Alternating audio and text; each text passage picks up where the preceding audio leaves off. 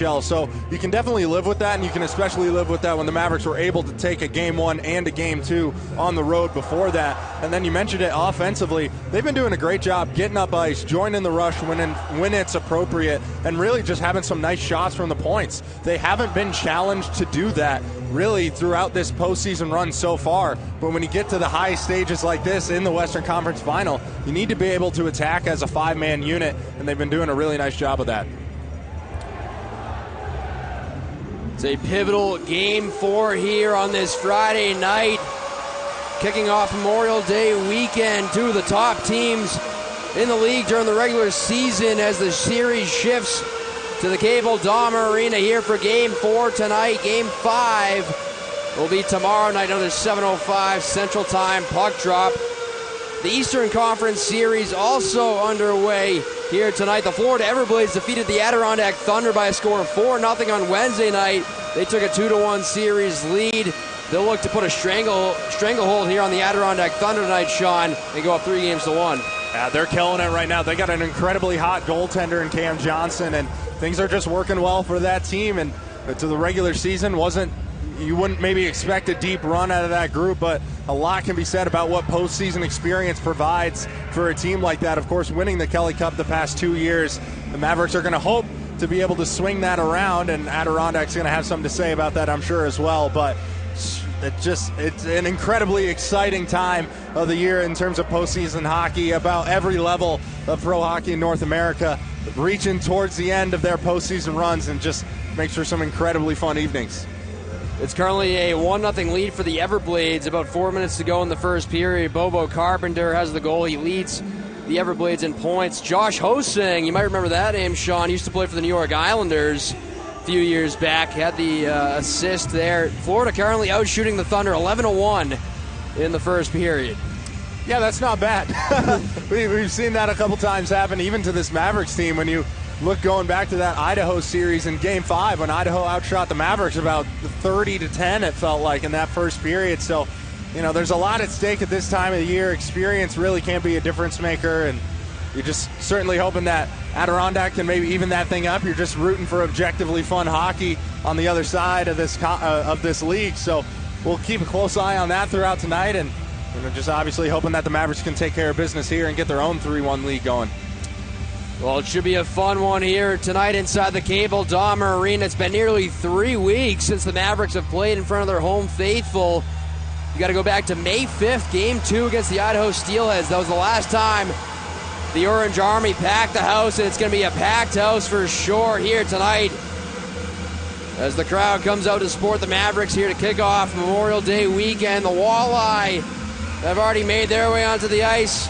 If you're tuning with us on Flow Sports, that's the Mavericks you see in the tunnel, getting ready to make their way onto the ice as the crowd erupts inside the Cable Dahmer Arena. We talked to Tad O'Had this morning. He talked about how excited the guys were to get back on home ice.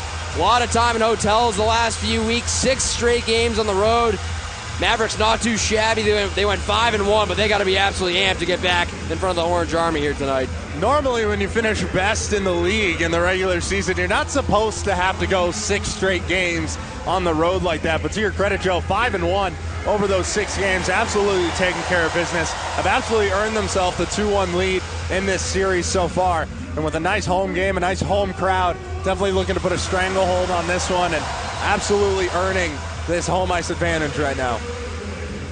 Mavericks making their way out onto the ice. They're going to start with Patrick Curry at left wing, Nolan Walker at center, and Cade Borchard at right wing. Great to see Borchard back in the lineup here tonight after missing games 2 and 3. They're going to start with Nate Konepke and Ryan Jones, who have been absolutely stellar all playoffs, lugging a ton of ice time. They've had a couple of goals here in this series as well. They'll get the start on the blue line here tonight. And then Jack LaFontaine has been absolutely stellar as well. He'll get the start in between the pipes. We'll pause for the national anthem. We'll have your opening face-off right after this. It's the Mavericks. It's the Walleye. Game 4 next.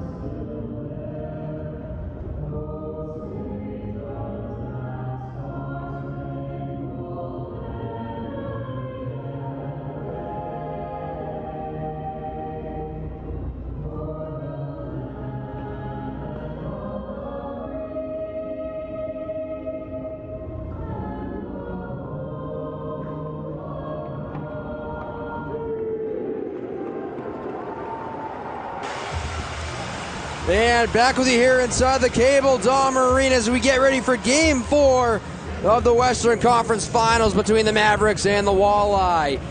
Good evening and welcome alongside Sean Carrier, Joe Benson back with you as we welcome in our viewers on Flow Sports and our listeners across the airwaves streaming live on the Mavericks mobile app. We appreciate everyone for bearing with us after we had some technical difficulties with Flow Sports, but we are back up and running and ready to go.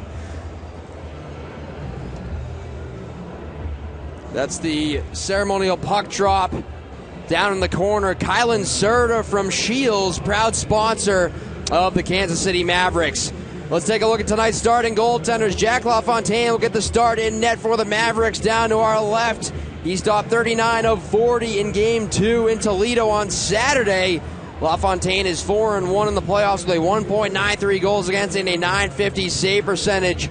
John Lethman will get the start again for the Walleye down to our right. He stopped 25 of 28 in Game 3 on Monday. The Michigan native is 5-1 in the playoffs with a 2.27 goals against and a .909 save percentage.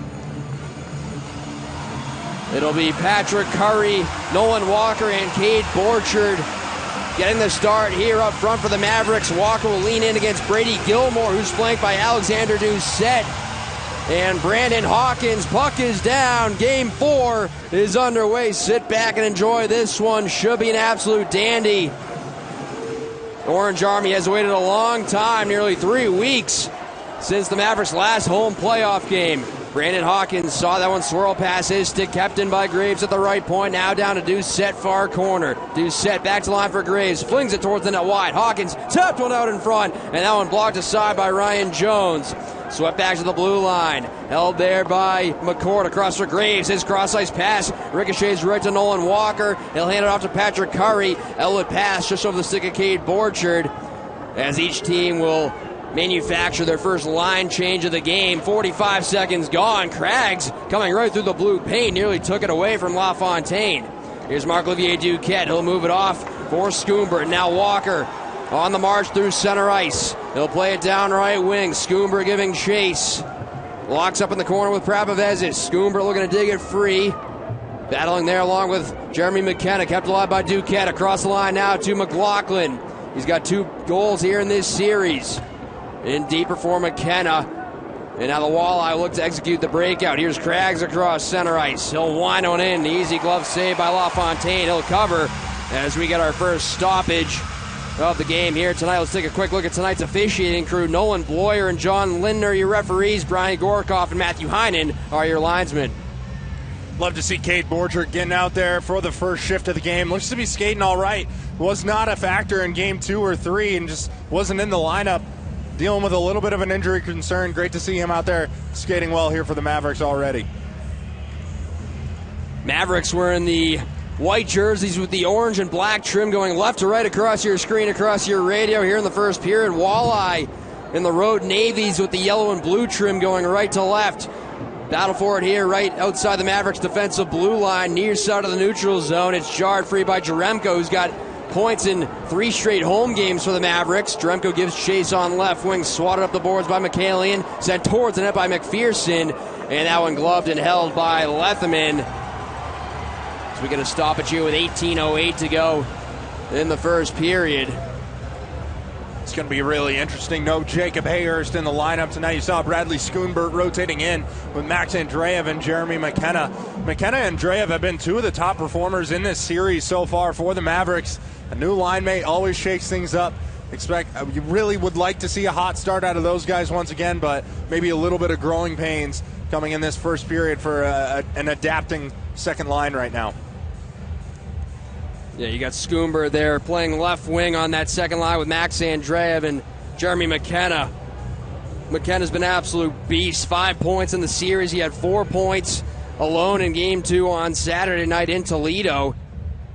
He's got 10 points in his last 7 games. An absolute gamer, as Tato had described him when we spoke with him earlier this morning. We'll hear from Tato had during the second intermission here tonight. McCord had his pocket nearly picked. Kept alive right wing by Calvis. Down low out of the reach of Koski. Shoveled up the far boards. Here's Wilms for Toledo. Nearly had it knifed away by David Cotton. Wilms, who dropped the gloves with Justin McPherson in Game 3 on Monday. Calvis picks it off, but here comes Sawchuk back up ice for Toledo. Sawchuk had it sticked away by McPherson. That's Riley Sawchuk, who had 2 goals in Game 3. He was the first star, leading the whole ECHL in the playoffs with 10 goals. This one's rimmed back in by the Mavericks. Prabhavezis steers up the near boards, jumping on a deuce set. He'll fling it to center ice. Played further by Ryan Jones, and a nice hit there by Justin Nockbar right in front of the penalty bench. On Doucette, who takes a forearm shiver from Jones. Offside here on the Walleye. You love to see Justin Nockbar. He's that big body. He's been the guy who's dropped the gloves when the Mavericks have needed to this year, and he plays with just such a strong physical presence. He goes right at Brandon Hawkins, a nice stiff body check in his first shift of the game. The league MVP, you want to eliminate him offensively, and the best way to do that can be knocking him on his backside. So love to see Justin Nockbar establishing that physical presence early in his first shift. Nockbar with a fight back in the Idaho series against the Steelheads. Face off just outside the Mavericks defensive blue line, won by the Walleye. This one's cranked in by Gabriel, who had a pair of assists on Monday in Game 3. Here's Nate Konepke, who had a couple goals also in Game 3. Doucette, the intended recipient, picked off by Cade Borchard. Here's Curry and Walker. Walker over the line, right wing, walks in, a shot, and that one fought off by Letherman. Looked like it may have maybe grazed a piece of the post as well on its way out of play. I think you're right, Joe. I think this one got a little bit of the crossbar on its way out, but what a fantastic defensive play by this line once again in the zone. That just springs them on a nice 3-on-2, and it's Nolan Walker who just calmly carries this puck into the zone as we take another look. Either way, Letherman or the post, it stays out, but what a nice opportunity for this line to get early in this first period. Nolan Walker, who had a couple points, a goal and an assist on Monday in Game 3. He's third on the Mavericks in the playoffs with 11 points. Lookout could be a 2-on-1. Here's Cruz up ice for Toledo. He button hooks, looking for teammates. He'll stash one back in deep. Jones protects the puck from Gresick. Gresick taken down. They're going to call Jones here for a penalty. It's going to be a trip, and so the Walleye will get the first power play of the game. 16:44 to go here in the first period. Yeah, Ryan Jones knew he did it too. Just gets his stick caught up in an area that he really didn't want it to get to. But this Mavericks penalty kill has been absolutely stellar this postseason, and especially in this series. You did technically give up a power play goal in Game 3, but that came right after a 4-on-4 situation. It's not like they were established on the PK when it happened. So really looking forward to seeing how special teams plays a factor in this Game 4, and if the Mavericks penalty kill can still be as effective as they have been. Here's Brandon Hawkins off to Sawchuk, who had the power play goal for Toledo in Game 3. They were 1 for 3. Mavericks on the great chiropractic penalty kill. They've been stellar, like you mentioned, Sean. 27 for 29 in the playoffs. Dremko trying to fish it free. Loose puck picked up now by Doucette. He'll fling it up the far wing. Held in there by Hawkins. Hawkins through the seam. A shot there from Sawchuk, and a big save, LaFontaine. Absolutely robbing the top goal scorer in the playoffs, Riley Sawchuk. Hawkins surveys a shot blocked down in front, hit his own man Craggs on the doorstep. And now backpedaling is McCourt, rotates for Sawchuk, cross-seam pass. It was Hawkins for Sawchuk. Sawchuk again, left wing circle, across now to Hawkins. Hawkins holding. Watched there by Jaremko. Hands it off down low to Craggs. Into the bumper for Hawkins. Glove down by Duquette. Loose puck out in front. And that one jab free with some help from McLaughlin. Here's Sawchuk back up with it for Toledo. He'll walk it down to the corner. Shadowed by Jaremko. Swings it back up top from McCourt to the left point. 54 to go on the Mavericks PK. 15.5 to go in the first period. Hawkins hands it off down low to Craggs. Low to high it comes from McCourt. Long wrister and a glove save by LaFontaine. What a fantastic little series here for Jack LaFontaine. He fights through this screen to make this glove save, but before then, from Hawkins to Sawchuk, it was a strong left to right push to get over here and make this save. It was a fantastic opportunity by the Walleye, but anytime Jack LaFontaine needs to go side to side, he's usually there and square to make those saves. LaFontaine, who's won 8 of his last 10, a total of 193 saves in the playoffs. Like you mentioned in the opening, Sean, leading the entire ECHL with a .950 save percentage. That's best in Mavericks playoff franchise history. Gilmore comes in, but it's won cleanly by David Cotton. Max Andreev leaned on by Wilms in the near corner of the Mavericks end. 35 to go on the Mavericks PK. Kept alive by Gilmore. Fed it back to the line for Prapavezis, who had a goal for Toledo in Game 3. Now to Gabriel along the far boards. He'll play it down to the corner. Cruz surveys. On the rotation, hands it off to Gilmore. Now back to Wilms. Wilms looking at the bottom of the far circle. Walks out. Forced away by Andrea. Back up top it comes for Gabriel. Straight away now for Prapavezis. Handing it off to Cruz. Goal line. Here's Wilms up behind the net. Marked out in front is Gilmore. Mavericks PK about to come to an end. Prapavezis deals it back to the far boards. Gabriel out in front. Tipped just wide by Gilmore. Cruz back towards the net off the apron of the cage. Ryan Jones out of the box. As the fans applaud here inside the Cable Dom Arena. Mavericks will get some fresh legs on the ice. 5.5 gone here in the first period. No score in Game 4. Here's Duquette. He'll bank it around the cage for Jake McLaughlin. Steers up for Cade Borchard. Picked off by Grezik. Had it roll off his stick back to center. Play back ahead. Here's Messina marching in. Drop pass for Anderson and an easy glove save from LaFontaine as we get some exchanges here in the Mavericks crease.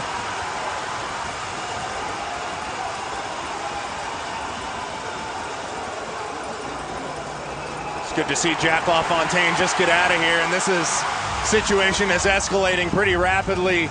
You can see the referees pointing at someone to head to the box. I think it's going to be Jake McLaughlin who's going. I'm not sure if he's going to be going alone.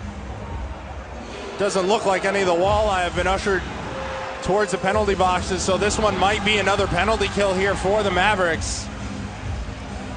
You saw McLaughlin come in there towards the tail end, get a hold of Messina. Looks like he may have taken his helmet off, Sean. That may be what they are discussing right at center ice here. Yeah. But McLaughlin not happy about that call. Kansas City, minor penalty, roughing. Looks like the signal was a rough on Jake McLaughlin, and so it looks like it's going to be back-to-back power plays here for the Walleye. Talked about discipline. It's going to be a factor. You love the intensity that Jake McLaughlin plays with. He's been fantastic defensively. He's been a good penalty killer, and this is why it hurts to see a guy like this go to the box. Not necessarily the most necessary thing to do in that situation, but either way, the Mavericks penalty killers gave up a couple chances. You'd like to see a better, as long as the puck stays out of the net, you're pretty happy, but not quite the dominance on the PK that we've seen so far in this series. It'll be Nolan Sullivan and Patrick Curry up front, rotating in with Ryan Jones and Nate Konepke. So hopefully we'll see that puck cleared a little bit more in this 2-minute roughing minor. Shots 5-1 so far in the game for the Walleye. Mavericks back on the great chiropractic penalty kill, and a quick clear here from Ryan Jones, who served the last penalty. Mavericks come in ranked second in the playoffs on the PK at 93.1%. They've been absolutely terrific. Here's Craggs, hands it off straight away. McCord down to the corner, chopped along by Konepke, rimmed up the far side by Jones, but not out. Held in there by Hawkins. He'll play it down to Craggs. Now to do set along the end boards. Back to Craggs. Up top it comes for Brandon Hawkins. Led the Walleye during the regular season in power play goals with 15. Here's Sawchuk, who leads the league in the playoffs with 4 power play goals. Picked off by Patrick Curry. Curry up ice on left wing with Borchard. Now to Borchard, right circle, shot, and that one fought off by Letherman. Back come the Walleye into the zone. Craggs out wide to do set. Draw pass now to Hawkins, and a good back check there by Cade Borchard to tie him up. The Walleye's top scorer during the regular season, led the entire ECHL with 93 points at Hawkins, and the Mavericks cleared down the ice, 55 to go on the PK. A fantastic shift there for Cade Borchard. Goes up ice, gets that offensive chance, and then it's a heavy back check to come back here and make things difficult for the power play for the Walleye. Duquette leaned on in the corner, Calvis up with it, and away comes Jaremko. He'll float it to center ice for Kolkoski. Could be a 3-on-2 for the Mavericks if they hustle, but a smart play by Koski just to kill some more time. Look out, though, could be a 2-on-1. Here's Wilms across to Gabriel, far circle, back for Wilms, and a great diving block, turned back through the crease by Wilms. What a recovery there by the Mavericks, denying the 2-on-1 opportunity. Gabriel hands it off down low. 15 to go on the Mavericks PK. Wilms walking out in front. A quick shot from N-Type. Blocked up out of play by the stick of Calvis. as the Mavericks get a whistle with 11 seconds to go on the PK. 12:24 to go in the first period. Man, Ryan Jones breaking up that 2-on-1 opportunity for the Walleye made an incredibly difficult play that when you go down to try to negate a pass and then they outweight you, he's able to readjust his body to re-get his stick in the lane to break up that opportunity. Just a fantastic play on defense by Ryan Jones. Absolutely phenomenal. Here's Cruz, left circle, trying to play it across, sticked away by Andreev. Andreev will wedge it out to center ice, and McLaughlin out of the box. So the Mavericks 2 for 2. And a very strong-looking PK. Perhaps what we're more used to seeing there, Sean. This one deflects out of play, heads up. That one goes into about the 7th row, caught by a lucky fan. We'll get our first media timeout. 12:03 to go in the first period. No score here in Game 4. You're watching and listening to Mavericks Hockey on Flow Sports and the Mavericks Hockey Network. Day one, Kansas City took me in. They didn't know who I was. They didn't know what we could become. Still, they took a chance, and so did Community America. They invested in me and the entire community. Invest in what you believe in with who you believe in. Because it's not just where you put your money, it's where your money puts you.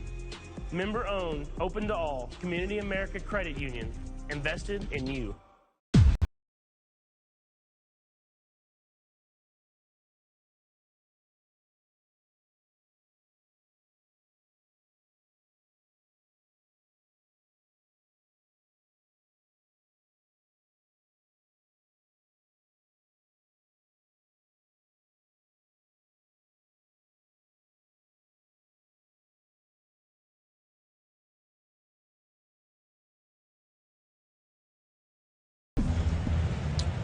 Welcome back inside a packed Cable Dahmer Arena. Great to see the support from Mavs Country here tonight. Tomorrow selling out fast. Be sure to call the ticket office, Mavs Country, at 816-252-7825 or visit KCMavericks.com to get tickets for Game 5 tomorrow night. Mavericks with a 2-1 series lead, looking to put a stranglehold on the Walleye here tonight if they can come away with the win. Here's Andreev. He'll roll it up the far side. Schoombert, a high lift off the glass and back out. Anderson mashed there by McKenna, picked up by Schoombert. He glides back in left wing, had it sticked away though by McCallion, and the puck lofted back in towards LaFontaine's crease just wide, and that'll be an icing on the Walleye. What a nice play by Bradley Schoombert. We talked about you need your depth pieces to step up, especially when Jacob Hayers is out of the lineup here tonight. 3 guys below the red line when he gets this puck around the hash marks. It's high up out of the zone. Love to see that. Just doing a nice job negating that pressure, giving his guys an opportunity to go chase down pucks rather than trying to force something through the middle.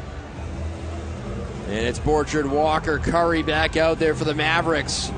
Walleye control the defensive zone draw, jumping on a Conlon Keenan. He's able to get it out. Keenan had the game-winning goal for the Walleye in Game 3 on Monday. Here's Borchard, right wing, cruising back in towards the net. Easily turned aside there by Letherman. Here's Messina behind the net. Stripped of the puck there by Borchard momentarily, but marched back on by McCaley, and he'll lob one back out, fielded there by Justin McPherson, and it's rimmed back in as the Walleye will get some fresh personnel on the ice. Just over 11 minutes to go here in the first period, no score. Shot 6-4 for Toledo. Here's Borchard gliding back in. He'll scale it towards the net. This one's gloved and held for a face-off by Letherman. It's the first time that Mavs Country is seeing their team compete in the conference finals on home ice since 2013. And the first time, like we mentioned, nearly 3 weeks since their last home playoff game. 6 straight on the road. You got to go back to May 5th, Game 2 against the Steelheads. The last time the Mavericks took the ice in front of the Orange Army. They've absolutely brought it here tonight. Mavericks 3-1 on home ice during the playoffs. Here's Ryan Jones, near circle, blocked away by Doucette. Doucette looked to counter up ice for the Walleye. Hands it off to McCourt. Pass blocked away by the skate of Konepke. Konepke lost it to Doucette. Out high it comes for Graves. They'll fling it into the far corner. Hawkins cycles down low, but Nate Konepke picks it up for the Mavericks. Konepke on the move out towards center ice. He'll shovel in from behind the red line. That'll be icing on the Mavericks. 10:35 to go in the first. Margin of error is just so slim in this Western Conference final. Any sort of defensive mishap can cost you a goal. We've seen that go both ways so far throughout this series. It makes for some incredibly exciting hockey to watch, but also just always on the edge of your seat when you're a Mavericks fan, and some different situations. Certainly hoping to see another great defensive effort, and would love to see these defensemen once again jump in on the offensive side of things.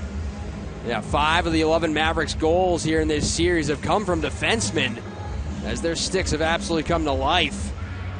And we talked to Coach West this morning. He mentioned that they haven't sacrificed defensive play in exchange for this offensive explosion, which is what you love to see. The guys on the blue line getting it done both up front and on the back end. Here's Jake Jaremko slowly across center ice, trying to rotate it for David Cotton. Now it's picked up by Grant Gabriel behind the Walleye net. Just under 10.5 to go here in the first period. No score in Game 4. Mavericks had the most wins on home ice during the regular season with 25. It was Idaho who had 24. They were second, the Walleye, with 23. This one fed back now to Prevezis left point. Point to point, it goes for Gabriel. He'll chip it in down low. Wilms defended effectively there by Marc-Olivier Duquette. Worked it free for Jones, and now Koski will deal to center ice for Nockbar. He'll flow one in. Nolan Sullivan to give chase, playing his 4th game of the playoffs here tonight. Andreev hands it off to the outside for Nockbar. Had it sticked away by Craggs. Andreev looking to keep it alive. Out in front. Nockbar tried to corral the bouncing puck, and now it's hoisted back to center ice by the Walleye. McLaughlin under pressure, able to spin away. McLaughlin tried to filter it through for Sullivan, picked up by Craggs center circle, and he'll swing it back in. LaFontaine comes out to play it. In his 6th appearance of the playoffs, Jack LaFontaine. Here's Sullivan back on it left wing. Lost it momentarily. Now Andreev will trickle it back in. A lead pass knocked down by Gresick. Left circle delays, and a glove save made by LaFontaine on Chase Gresick, as he snuck in behind enemy lines, while LaFontaine there with the big glove save. Just a fantastic little flash of the leather there. Absolutely earned it. When this guy's hot, he's hot. Looking forward to his performance for the rest of the day. We'll step aside. No score here in Game 4. You're watching and listening to Mavericks Hockey on Flow Sports and the Mavericks Hockey Network. Protecting your family and keeping your home safe and dry is the most important part of our job. That's why at Hammond's Roofing, we take care to ensure you get the roof you need at an affordable price. We are professionals in making sure the insurance company pays their full amount with the least out-of-pocket to you. Call Hammond's Roofing today, 660-238-3310, to see how we can help you protect your most valuable asset, your home. Optimal performance is our goal both on and off the ice. KCOA is your home for orthopedic care in Kansas City. We have the experts and access to get you the care you need. With over 60 providers and 8 locations across the metro, we've got the Mavs and your family covered. KCOA is proud to be the official sports medicine provider of the Mavs. Let us be your family's partner in orthopedic care. Welcome back. 9:08 to go here in the first period. No score in Game 4. Absolutely thrilled you could join us tonight.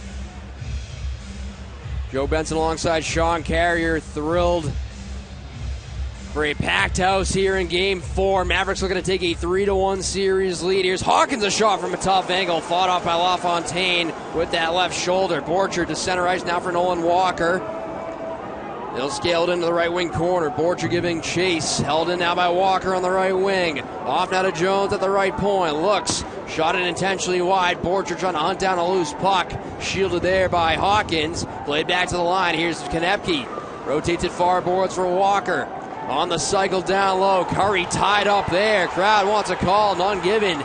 And now Pietola for the Walleye. He'll play it up ice. Here's Gilmore over the line left side, being pestered by Borchard. He'll roll one back in deep. Curry still tied up now with Anderson behind the play. Anderson a drive right on to save LaFontaine. It comes out back in front off the end glass. And out of the outside comes Doucette. Top of the blue line. Handing it off now for a shot from the outside by Wilms. That was blocked away. Kept in momentarily by the Walleye. And now it's settled down by Ryan Jones with 8 minutes to go here in the first period. Shots 8-5 for the Walleye. Mavericks trying to manufacture a line change here as the Walleye will dump it back in. Here's Theo Calvis, far boards. He'll angle it ahead to Bradley Schoombert. Filters it through. Here's Andreev. Up ice with McKenna. Andreev left circle. A shot. Glove save by Lethman. 7:47 to go first period. Still no score. Max Andreev and Jeremy McKenna had an absolute day in Game 2 of this series, both collecting for a couple goals and a couple points to go along with it.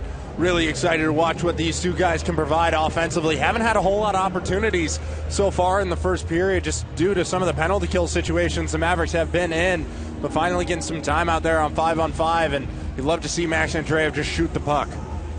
Andreev, he's been absolutely stellar as well, along with McKenna, like you mentioned, Sean. An assist in Game 3 for Andreev. He had the game-winning goal in Game 2. Led in time on ice in Game 3 with 22 minutes, 19 seconds of ice time. Under 8 minutes to go here, first period. Here's Sawchuk with it on the right wing. He'll drop it down low. Keenan picks it up for the Walleye. He'll shovel it high to McCourt. That one blocked down in front. Loose puck. Bottom the near circle. And now Andreev back up with it. Now Sawchuk trying to feed it through to McCourt. Picked up by McKenna. He moves back up ice with Schoombert. Andreev trailing. McKenna spins it for Andreev. Right circle. Walking in. A backhander save Lethman. And now Schoombert tied up at the side of the net by Graves. As McCourt will scoop back through center ice. McCourt over the line right side. Driving wide against McPherson. And it's sticked away. Duquette, a nice touch pass there to McKenna. Now loose puck out in front. And a good play. Good poise there from Schoombert to shield the puck. Steered back in by Jake Jaremko. 6:50 to go first period. No score here in Game 4. Here's Mike Prabavezis behind the Walleye net. Crowds have been terrific all year long, but it's been on another level here in the playoffs.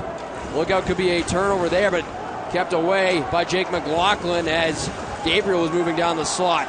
Here's Cotton marching back in left wing. He's got Koski drifting. Koski had to roll off his stick, but a penalty upcoming here to the Walleye as LaFontaine heads off. And now the whistle blown, and so the Mavericks will head to their first power play of the game. It's going to be a slashing call. And you can see it. Cole Koski gets this puck from David Cotton across ice, and it just hops on him a little bit, but still he's able to draw the call here on Prapavezis. Power play's been a little bit stagnant for the Mavericks so far in this series as we get a little bit more pushing and shoving out on the ice, but 5 forwards out on the ice. They're all incredibly lethal. You can't keep these guys off of the score sheet for too long. Be looking for Patrick Curry and Jeremy McKenna to really take advantage. Really excited to watch this 5-forward unit go to work here. Here's the Toledo call. penalty number 24, 2 minutes for slashing. And so Mike Prabavezis in the box, like Sean mentioned, for slashing. And so the Mavericks will head to the Independence Utilities power play with a chance to break the ice. The Walleye have scored first every single game of the series, but obviously that hasn't meant much. The Mavericks, the most versatile team in the league. They won 20 games during the regular season when allowing the first goal, but they'll head to the power play here with a chance to jump on the board. They come in at 18.2% on the power play, 6 for 33 in the playoffs. 2 of those 6 have come here on home ice. Borcher trying to dig it free, but it was tied up in the skates of McCourt. Hard rim along the near side by Graves, held in by Patrick Curry. Moves it through to Andreev, back to Koski straight away. Hands it off now to Curry. Curry leading the ECHL with 16 points in the playoffs and a 7-game point streak. Hands off to Koski, a little swagger move, sets it up for McKenna, blast, and a big save. Lethman moving over to his right. This was a really nice shot by McKenna, and strangely enough, I don't think he got everything on that one.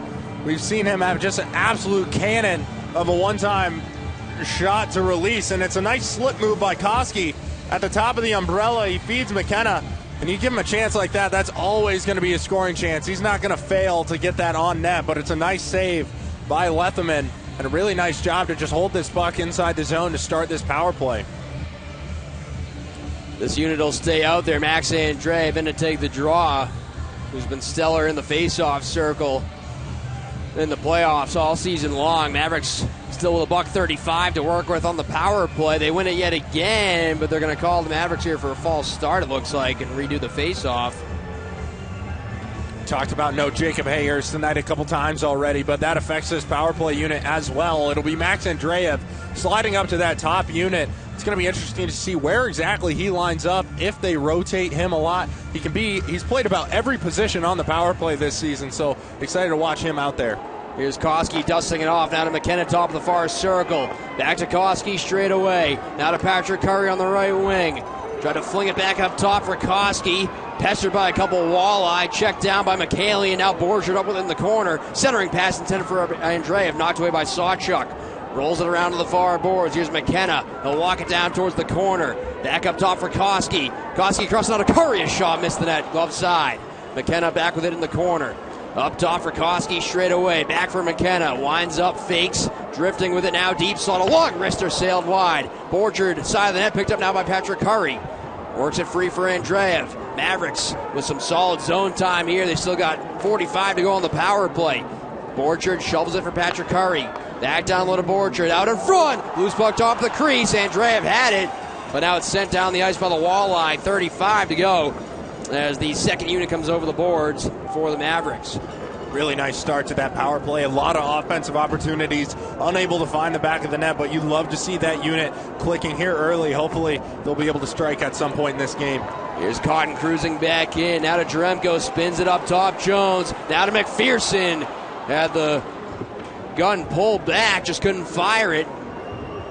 Here's Walker now dancing to the outside. Jones straight away. Now to McPherson. Right circle. Threw it right through the blue paint. Karams to the far boards. Held in by Walker. 2 seconds and 1 as Prabavezis steps out of the box for Toledo. Here's David Cotton. Great zone time here for the Mavericks. Cotton threw it out in front. Kept alive on right wing by McPherson. He'll drill it down low. Cotton waiting for it along the far side. Try to get it down low to Jaremko, and away comes Prabavezis as he's able to exit the zone, and he'll ladle one back in. Inside 4 minutes to go here in the first period of Game 4. No score at the Cable Dom Arena. Sean Carrier, Joe Benson with you here tonight as always. This one's drilled up the far side by Duquette. Picked off there by Messina. Now it's fished free by Wilms. Here's Pietola. He'll glide back in on left wing. Toss it wide. Karams right to Grezik, who was denied on a breakaway earlier here in this period by LaFontaine. Wilms out in front of Rister, and that one blocked out of play by Bradley Schoonberg out in front. What a fantastic job by Schoonberg so far in this game. Just really making the most of his ice time, getting out there, playing good, solid defense, eliminating pressure for the Walleye. He's had a really nice start to this game. We'll be right back after this. No score here in Game 4. Experience the best Mexican cuisine at Carmen's Cantina and Mexican Grill. Taste our authentic recipes, created using only the freshest ingredients, adding a taste of Mexico to every bite. From tacos to burritos to the Tower Margarita, we have everything to satisfy your south of the border cravings. Don't miss Taco Tuesday. 4 tacos for only $5.49. We offer dine-in, delivery, or carry-out. Download the Carmen's Cantina app and place an order today. Experience the best Mexican cuisine at Carmen's Cantina and Mexican Grill. Taste our authentic recipes, created using only the freshest ingredients, adding a taste of Mexico to every bite. From tacos to burritos to the Tower Margarita, we have everything to satisfy your south of the border cravings. Don't miss Taco Tuesday. 4 tacos for only $5.49. We offer dine-in, delivery, or carry-out. Download the Carmen's Cantina app and place an order today. Welcome back inside the Cable Dom Arena. 3:28 to go in the first period. Mavericks with a 2-1 lead in the series. No score here in Game 4. Mavericks just 2 wins away from their first ever appearance in the Kelly Cup Final, with the rest of the games being here at home this series. Gabriel will control back inside his own end. And now lumbering through center ice is Wilms. Hands it off to Set. Played it across. Out of the reach there, Prabavezis. And now tucked around by Marc-Olivier Duquette. Angled up the far boards by McLaughlin. Grezik jumping on it for Toledo. He'll bat it back inside the KC zone. As we click towards 3 minutes to play here in the opening frame, McKenna able to slip it through Andreev. Now rockets one back in.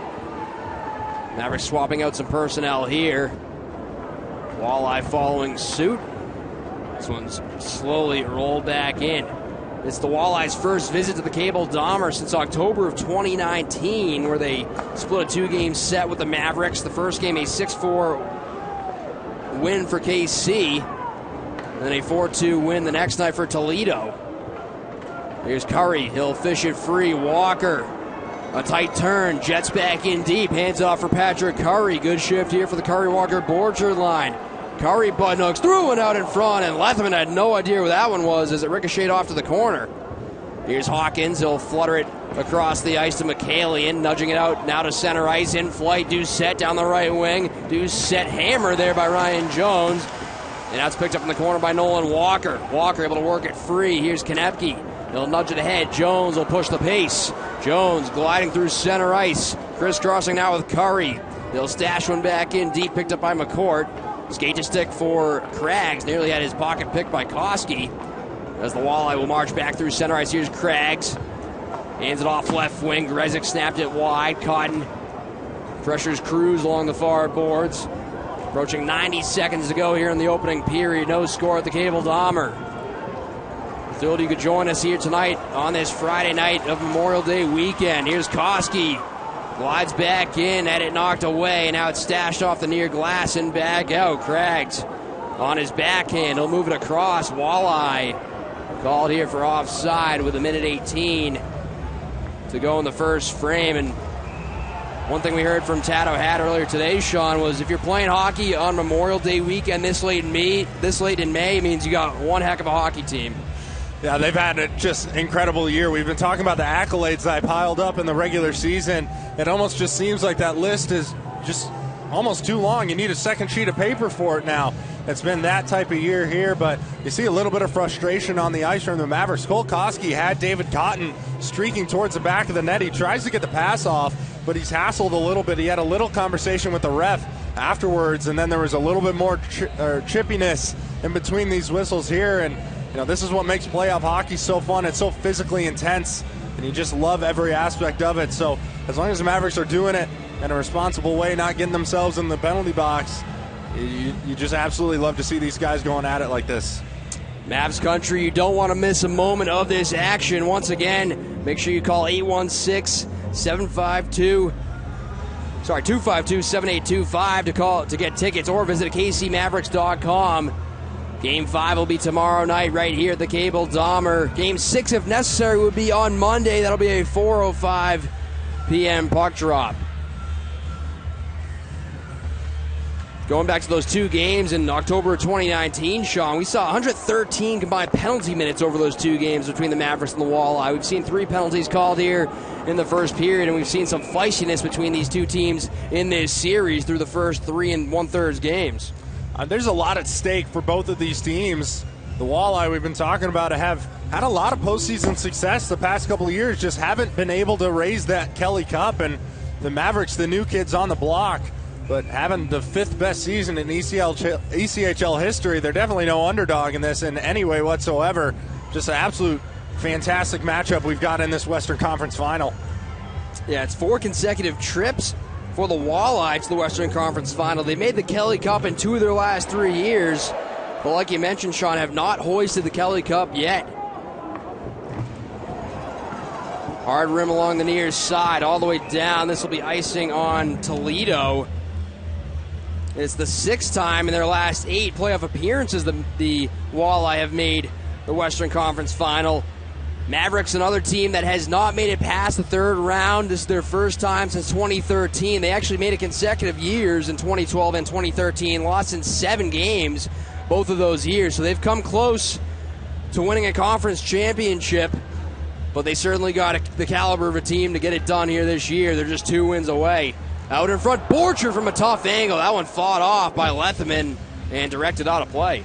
This line has had a lot of success already in this game, and that's exactly what you want to see. You get Cade Borchard back into your lineup. You want to see these guys circling in the offensive zone, generating those offensive zone chances, and already you're seeing that, fortunately, with a couple of nice offensive zone draws here. Just 43 seconds remaining in the period. Let's see if they can strike before that buzzer goes off. Shots are 9-8 for the Walleye. Nolan Walker will lean in here on this offensive zone draw opposite Dalton Messina. Messina able to win it back, steered up the near boards, held him by Walker. He'll play it down low. Picked off as it's marched back out through center by McCourt. Giving chase now, thrown back out in front. by Hawkins. Here's Anderson straight away. Doucette's shot and a glove save by LaFontaine through some traffic as he'll get the whistle with 25.1 to go. And his glove has had some eyeballs of its own 2 or 3 times so far throughout this first period. There's been some nice screens in front by the Walleye, and Jack LaFontaine has come up with a really nice glove save. When this guy's in a rhythm, he proves to be an incredibly tough goaltender to beat. Absolutely fantastic to see if you're a Mavericks fan. Jack LaFontaine making his 6th appearance of the playoffs here tonight, coming in with a 9.50 save percentage and a 193 goals against. Absolutely stellar numbers here in the playoffs, just as he did during the regular season. To the last 13 of the first period, Jaremko stopped in his tracks. Here's Messina. He'll fire one off the far glass and into the Toledo bench. 7.5 to go here in the first period. Mavericks are 6-10 all time against the Walleye, with 4 of their 6 wins coming here inside the Cable Dome Arena. Walleye 133 and 104 all time in the playoffs. Mavericks 21 and 14 in the playoffs all time. And it's their first appearance in the Western Conference Finals since 2013. That was when they were still part of the Central Hockey League back then.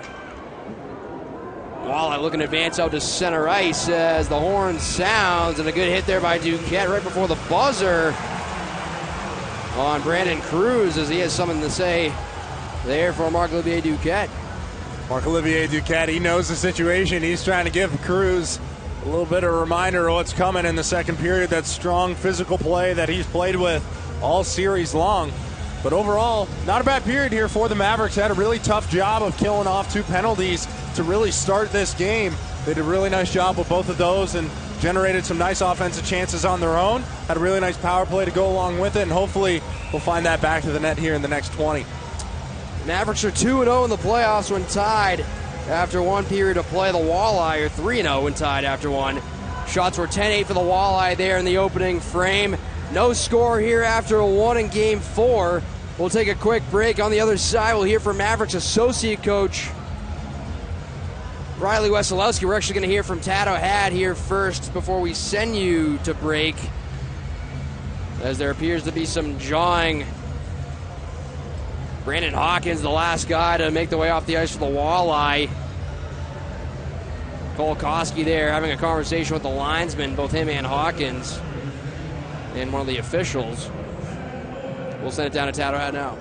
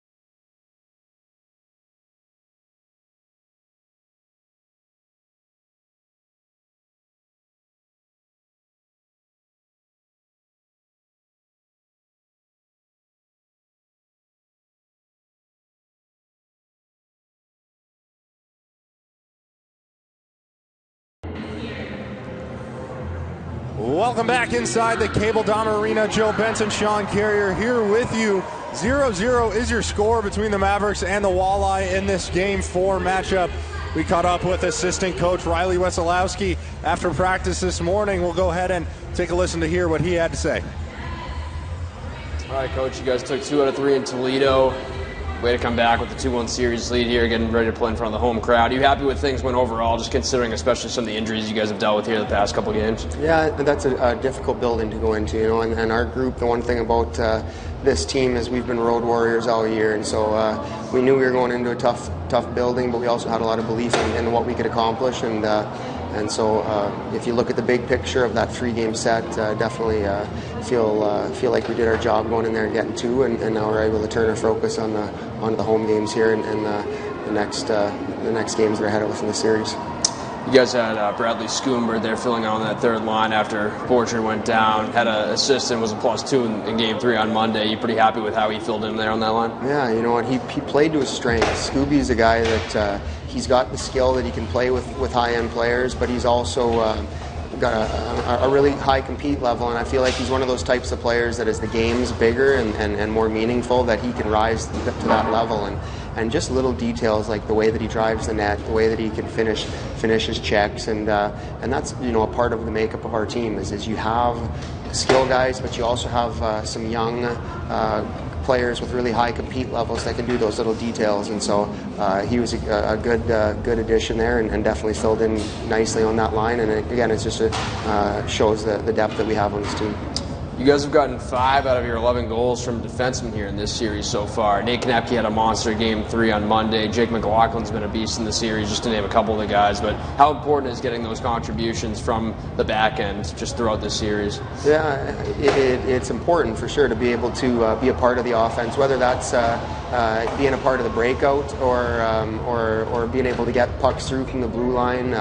When you can add that element to your game, it's important. But also understanding that when we add that element, that we just want to make sure that we're not giving anything up the other way to be able to have that offense from the back end. And that's one of the things our guys take a lot of pride in, and we've been very responsible in that regard. And so it's definitely a positive to see that we're able to chip in a little bit from the back end on the offensive side.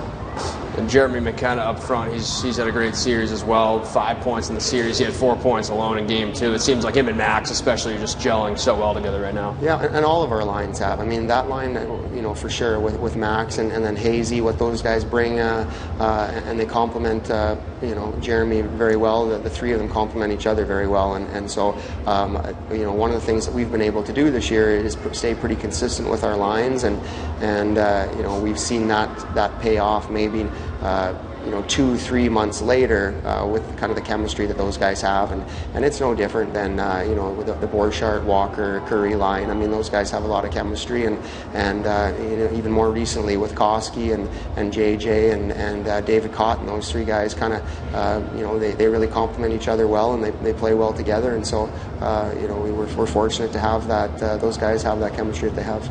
You guys kept one of the top offenses during the regular season and in the playoffs in Toledo, and so you kept them to 3 goals in the first 2 games. You guys have continued to sell out and block shots. You've gotten great goaltending. That just must be great to see you guys continue to do that and deliver on those fronts. Yeah, it's definitely positive, right? The guys that the commitment to playing that way, it's not an easy thing to do, and our guys have done it well. But I think it's important, for our group to also understand, like you said, that it is one of those top offenses in the league, and at any point, that you take your foot off the gas or you start slipping on some details, they can make you pay. And we saw that in Game 3. I mean, there were some turnovers where we had full possession, and they were able to create some turnovers and get some instant offense off of that. And that's what they do. I mean, both of these teams, whether it's us or them, it's off of turnovers, off of transitions, are very dangerous. So we just have to be able to manage that a little bit better. Justin McPherson had an assist in Game 1. He's a +3 in the series. It must be great to see a guy like that who came over from collegiate play late in the years to continue to adapt so well to the intensity of the playoffs. Yeah, he has a ton of poise. Tad and I have a lot of confidence in him. We have a lot of confidence of all of our players. And to be quite frank, there's some players that aren't in the lineup that we have a ton of confidence in as well. And so that's one of the things that's probably really important this time of year is the depth of a team. And that's one thing that we feel that we have is depth, and this team is is built for that, and so it's no surprise that he's able to step in and contribute, and it's definitely nice to have guys back there that can make plays, because that's what it's about as a defenseman, right? Is you need to defend hard, but you need to be able to make plays, and we feel like all our guys can do that. Game 3, it seemed like got into a little bit of a run and gun type of game. What's maybe something that you guys learned from that game and are looking to build upon here tonight in Game 4? That they're dangerous. We know that already, though. I don't know if we can necessarily learn anything new, but it's some reinforcement of some stuff that we talk about a lot. Tad and I's messaging has never really changed throughout anything, whether it's the regular season or the playoffs. It's a lot of reinforcement stuff, and you saw during that game the areas that they were able to take advantage of when maybe we were a little sloppy in some plays or relaxed in some areas that we know need to be areas of focus for us. And so we look at those areas and we try and make sure we clean that up, and then we also look to build on the positives, because there's a lot of positives as well. And so at the end of the day, we're just excited to be back home. We're excited to have our crowd behind us, and we're really looking forward to this game. Yeah, it's going to be a packed house tonight. You guys haven't had a home game in almost 3 weeks. You guys must be pumped to get out there tonight. Yeah, absolutely. It's always fun coming back to your home crowd. Those guys, they have a great atmosphere in Toledo. We've got a great atmosphere in Boise, Idaho as well. And so probably, if you ask anybody, maybe the 2 toughest buildings to play in, besides Kansas City here, obviously. But those are 2 very tough road buildings to go into and to win hockey games. And for our guys to be able to take 5 of those 6 games on that road stretch is impressive, and it just makes us that much more excited to get home play in front of our fans, because we know they're with them behind us. Definitely, it feeds into what we do. All right, well, thanks a lot, Wes. Good luck tonight. All right, thank you.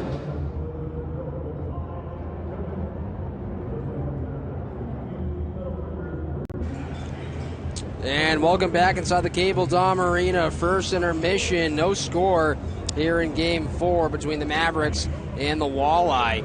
Shots were 10-8 in that first period for Toledo. We saw a few penalties. Ryan Jones called for tripping at 3:16. Jake McLaughlin for roughing at 5:47. Then Mike Brabavezis for slashing at 13:42. Sean, we saw the Walleye establish some good zone time on that first power play. They had a terrific PK on the second penalty kill there for the Mavericks. They were able to kill both of them off effectively, but they got some momentum there, it seemed like, after that second PK, and then a terrific power play. Had it set up pretty much the whole time, just unable to solve John Lethman there in the opening period. But Jack LaFontaine, absolutely, you got to think one of those stories in that first period for the Mavericks. Yeah, absolutely. A lot of things to like special teams wise here for the Mavericks early in this Game 4 matchup. Like you mentioned, that first PK was some really nice zone time by the Walleye inside the Mavericks zone, but really nice job once again by the Mavericks pushing those chances to the outside, keeping people along the walls, and the few times that he needed to, Jack LaFontaine came up with a number of really nice saves, a couple with the glove, fighting through a screen, one really strong left to right push. So a lot of things to like out of the start for Jack LaFontaine especially, and then when he flipped that thing over, the second PK looked great. Go straight to the power play quickly after that. You really like that for the Mavericks. They were working the puck well, a lot of extended zone time. Patrick Curry and Jeremy McKenna both were able to tee up one-timers. Didn't go for them, but they're not going to miss on opportunities like that too many times. There was some nice work through the middle of the ice. All things considered, special team-wise, the Mavericks are in a really comfortable spot right now. You'd like to see them dial it back a little bit in terms of that chippiness, that physicality. Jake McLaughlin probably having a little conversation with Tad O'Hat about dialing it back in this Game 4 matchup. Doesn't want to be going back to the box. You've established where that bar is now in terms of what you can and can't do. You don't expect to see any more kind of penalties like Jake McLaughlin took, but outside of that, pretty good period. How about some of the defensive plays, Sean? We saw Ryan Jones break up a 2-on-1 and a desperate, just long body play there. He broke it up with his stick. Bradley Schoombert had a big block out in front as well to deflect a puck out of play. And so you take the great goaltending you got from Jack LaFontaine. You got these guys continuing to sell out. And that's just great to see, doing what it takes to win here in this Western Conference Finals matchup. Absolutely. They've been doing it all series long, and that's what has made them all successful. Really, this entire stretch of postseason play has been that desire to make that one extra play, that little bit more effort, that little bit more mental focus has gone such a long way for the Mavericks in this postseason. Regular season, you got 72 games to get through. You're not always going to be, and Jake McLaughlin's case, throwing your face in front of a shot to block it. So there's been a number of nice defensive plays really all series long. Once again, we're seeing that here in this first period so far, and you just hope to see that continue. And Justin McPherson is kind of that depth piece on this Mavericks defensive core right now, rotating in with David Noel a little bit so far to start this series. And what does he do? He makes nice, strong passes to help the breakout out of the zone. And then on that second power play unit, gets in there and nearly sets up Jake Jaremko for just a tip-in goal. So really liking what I'm seeing out of him. The other 5 defensemen, we're just so used to seeing steady, strong plays out of those guys. Really looking forward to see them continue that defensive intensity here the last 40 minutes. Yeah, McPherson's the guy we talked to Coach Wes about earlier today, as you folks heard in that video there during intermission. He talked about McPherson specifically and how he's continued to impress during his young career here in pro hockey. Came over late in the season from St. Mary's University. That's a guy they have a ton of confidence in, and that's absolutely clutch when you have a guy so young in his career able to just come in so seamlessly like that and perform the way he has. And he plays with a poise that's akin to some of the veteran plays a guy like Ryan Jones makes. So it's impressive to see. As a depth defenseman, when you're young, you're coming out of college, you're entering pro hockey for the first time. When you rotate in on the third pair like Justin McPherson is doing, you're hoping to just honestly blend in. And you don't want to – normally when you stand out as such a young defenseman like that, it's normally in a bad way. But Justin McPherson has completely turned the page and kind of really just surprised everyone in this organization. He's come in and he's stood out for a good way. He's making good, strong defensive plays. He's chipping in offensively. He's an incredible skater. It obviously helps when you're playing with a guy like Theo Calvis, who's very seasoned in this ECHL. But as you mentioned, Joe, you're not usually expecting to see as good a performance as Justin McPherson is putting forward straight out of university like this.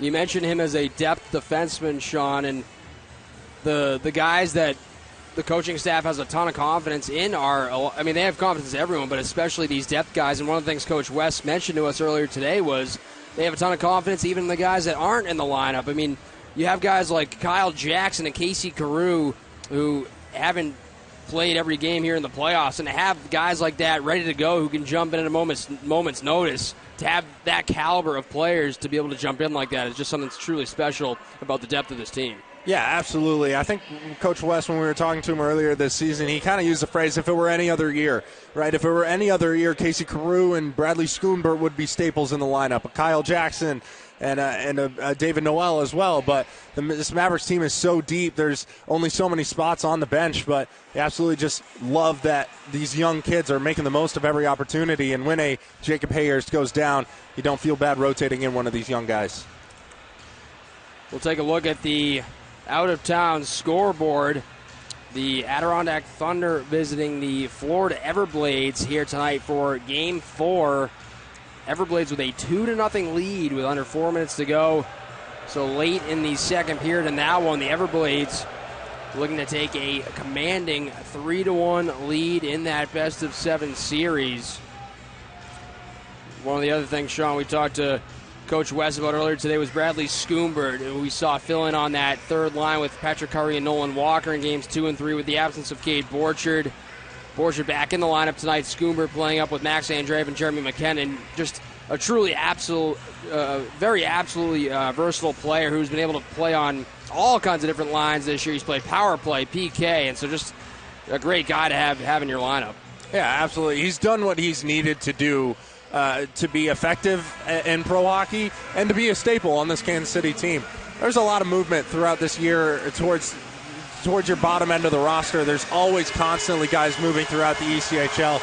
Bradley Schoonbert came into this training camp. He made himself known as a player to keep on this lineup. And this is a situation that you get yourself into as to why it's so important that you have guys who are willing to make the team plays like this. He's jumping up all over. It's not easy to do. He hasn't been in the lineup every single game. Also, not an easy thing to do, but he comes prepared. He practices incredibly hard, and he's given so much belief to this coaching staff that he's the guy you turn to in situations like this. It's just such a great story. I mean, one of the things Tato had mentioned was he was in the stands for the first several games of the season, but he's stuck with it, and he's absolutely relished every single opportunity he's gotten. Yeah, absolutely. He scored some big goals for this team down the stretch. Make no mistake, he's not just some plug-in guy that you're hoping can blend in like we were just talking about on defense. He has absolutely made a difference when it's mattered. He's had some huge games this postseason, so I absolutely love him in the lineup. It's great to see him being rewarded for all of his hard work that he put forward this year. Really hoping that he can be a difference maker in this game once again, playing with two incredible line mates in Max Andreev and Jeremy McKenna. If those three guys can get together and be effective in the second and third period, compiled with the other lines of Mavericks forwards that you have, yeah, that's just a fantastic thing to see. Getting you set for period number 2 here in Game 4. No scores. We get ready for the second period. Great to see the Orange Army out to support the Mavericks here tonight. It's their first home game of the Western Conference Finals. Mavs country, be sure to reserve your spot for Game 5 by calling 816-252-7825 or by visiting kcmavericks.com for tickets. Mavericks will go from right to left across your screen, across your radio. Here in this second period, we'll start 5-a-side, no carryover penalty minutes here after we saw 3 penalties in the first period. We're underway in period number 2. Patrick Curry will shovel in. Here's Riley McCourt from behind his own net. He'll move it off to the corner. Graves up the near side. Patrick Curry hounding Brandon Hawkins, former teammates on this Toledo Walleye team 2 years ago.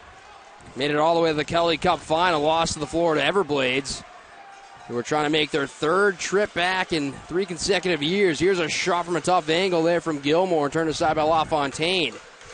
Giving chase now Hawkins. He'll angle it up top. McCourt winds up, holds, sends it towards the net, tipped right on, and a save LaFontaine as he'll hang on. 37 seconds gone here in the second frame. Shots 12-8 for the Walleye. Mavericks were handed their first road loss of the playoffs in Game 3 on Monday night, just their second loss of the postseason. They had a good push in that third period, down 4-2 entering the third. Got an early goal from Nolan Walker, but the Walleye hung on for a 4-3 victory. It was their first win of the series. Nolan Walker now just 1 goal shy of 40 on the year. That's regular and postseason combined, of course, as he had a goal and an assist on Monday in Game 3. This one's golfed out to center, back down into the Toledo zone by Schoomber. Now McKenna giving chase, flushed out, and Craggs is flushed out by McKenna. Across the neutral zone, out of the reach of Grezik, jumping up McLaughlin, out of McKenna, left wing. Smoked out there by Craggs. Gabriel, and behind that now to Prabavezis. Prabavezis, he'll swing it up the near side, off the stick of Craggs. Andreev, he'll work it back into his own zone for McLaughlin. Duquette with points in 4 of his last 6. Rockets one over the stick of Schoomber, and all the way down for an icing. 18:46 to go in the second, no score. Hoping to see a little bit of a bounce-back game maybe from Marc-Olivier Duquette and Jake McLaughlin. Have been fantastic defensively all postseason long, but unfortunately just not their best game in Game 3 of this series. Just got beat a couple times with those guys out on the ice. Not necessarily a lot of things they did wrong, but just good players making good plays on the other side of the ice. So hoping to see them get back to those strong defensive ways that we've been accustomed to seeing out of those guys. Here's McLaughlin looking to wedge it out of the far boards. And now back on it. McLaughlin, he'll rim it up the near side, and that one's speared all the way down by Schoombert, and that one is icing is waved off. Mavericks issue a fire wagon line change. Over a minute and a half gone here in the second. Calvis in a race to a loose puck. Good job there to tie up Wilms. And now Wilms going toe-to-toe with McPherson. Those two dropped the gloves on Monday in Game 3. Around to the near side, looking to play it out was Cotton. Here's Jaremko on the move with Calvis to his right. Jaremko bodied up in the corner by Doucette. And now Doucette, he'll angle to center. Koski on a good back check to pry it free from Sawchuk. Jaremko had it explode off his stick. Sawchuk, he'll direct it back in. Justin McPherson back to pick it up. Had an assist in Game 1 against the Walleye here in this series. He's at +3 in the series. Guy we were just talking about who's been absolutely stellar ever since coming over from St. Mary's University. Here's Gilmore through the logo. Out wide now to Doucette. Filtered one across. Hawkins after a loose puck. Taken away by McPherson. Back up with it, Hawkins. Threw one across, and a great stick by Theo Calvis. Sullivan racing after a loose puck. Calvis back on it. Looks like they're going to call the Mavericks here for too many men on the ice with 17:20 to go in the second. Kansas City penalty, bench minor, too many men on the ice. Looks like might have been Justin Nockbar or Kevin Kolkoski, just getting tied up a little bit. Miscommunication along the bench, and Nockbar will be the guy who goes and serves this minor. This penalty kill for the Mavericks looked absolutely great in the second power play opportunity for the Walleye. Hoping to see some more of that in this performance. You got your two big guns in Nate Konepke and Ryan Jones out on the back end. Those guys have been fantastic all postseason, just defensively, offensively. Just two unbelievably well-rounded players for this Mavericks D-corps. And so the Mavericks on the great chiropractic penalty kill for the third time here tonight. They're 2 for 2. And Koski will crank one down the ice. Walleye come in ranked 5th on the power play at 21.4%. 5 of their 6 power plays in the power play goals in the playoffs have come on the road. They were 2nd overall during the regular season on the power play. Here's Jaremko, and he'll shovel it the length of the ice. Already 30 seconds gone here on the Mavericks PK as Jaremko and Koski come off. They're replaced by Cotton and Andreev. Here's McCord across center ice, out wide on right wing to Craggs. He'll wrist it through both corners. Doucette locked up there by Konepke, supported by David Cotton. They continue to wrestle. Konepke takes Doucette down with a good hit. Bounce back around to the near boards. Hawkins, he'll take it down to the corner, bank it back up top now to McCord. McCord had 44 assists for Toledo during the regular season. That's a franchise record for defensemen. Here's Hawkins, right circle, a shot and a save. LaFontaine with some traffic out in front. That was Craggs at the top of the crease. It's the third time this game already. Jack LaFontaine has fought through a screen to make a nice glove save. He's able to freeze this puck, get some new penalty killers out onto the ice. It's just fantastic. This guy's absolutely locked in right now in this game 4. Mavericks 29 for 31 in the playoffs on the PK.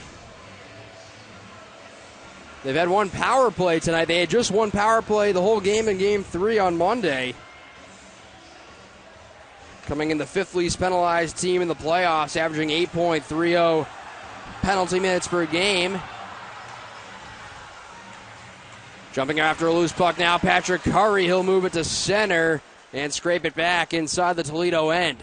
45 to go on the Mavericks PK. 4 minutes gone here in the second period of Game 4. No score. Mavericks up 2-1 in the series. Looking to put a stranglehold here on the Walleye tonight. 3-a-side jostle here along the end boards behind LaFontaine's net. They continue to jam away at it, and now it's finally brought free by Patrick Curry.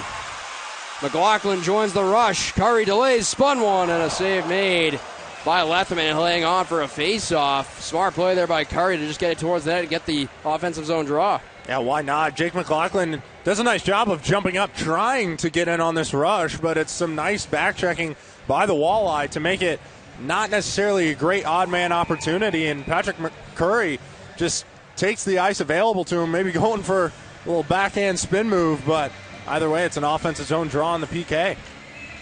19 seconds to go on the penalty kill here as Andreev is chased from the face-off dot. McKenna will come in to take it.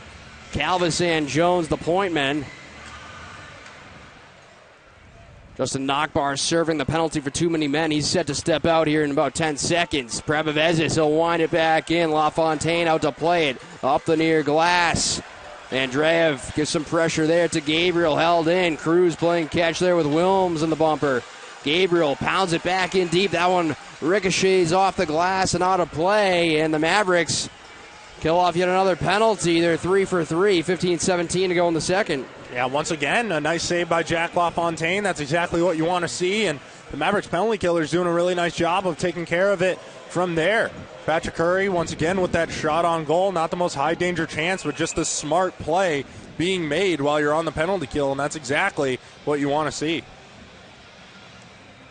Mavericks trying to hand the Walleye their first road loss of the playoffs. This is just their 5th road game of this postseason, after they swept Kalamazoo and Wheeling in the first 2 rounds, and these two teams started in Toledo the first 3 games of this series, where the Mavericks took 2 out of 3. Here's Andreev off ice, could be an odd-man rush here for the Mavericks. Andreev looking, a shot, and now it sails just wide. Tried to beat Lethman on the stick side. Picked off now by Matt Anderson as he races back in. Anderson high slot, plays it off to Gressick, a shot off the post. LaFontaine lurching behind him to make sure he kept it out, and sure enough he did. Couple heads in the rafters right now for the Walleye, and it's understandable why. This one deflects. So Jack LaFontaine isn't able to really get a clean look at this as the Walleye release this puck. It goes right off of McPherson's stick, hits that near side post, and bounces, fortunately, straight to the blue paint where he's able to battle past it, or battle back around and make that save. But it's a game of inches, and the post giving a little bit of love to Jack LaFontaine. That was Chase Gressick with the bid for Toledo, playing just his 4th game of the playoffs. He's got 1 goal in 3 games. Played for 3 teams during his collegiate career: Bowling Green, Miami University, and Merrimack College out of Hockey East. Nearly gave the Walleye the 1-0 lead. But like you mentioned, Sean, LaFontaine getting some help there from that near post. Hawkins lets it go back to McCourt, walks in. Blockers save LaFontaine. Loose puck to Kolkoski. He'll headman it off the stick of Cotton. And now it's back into the Toledo zone for Jacob Graves. Hawkins, he'll rifle one back in.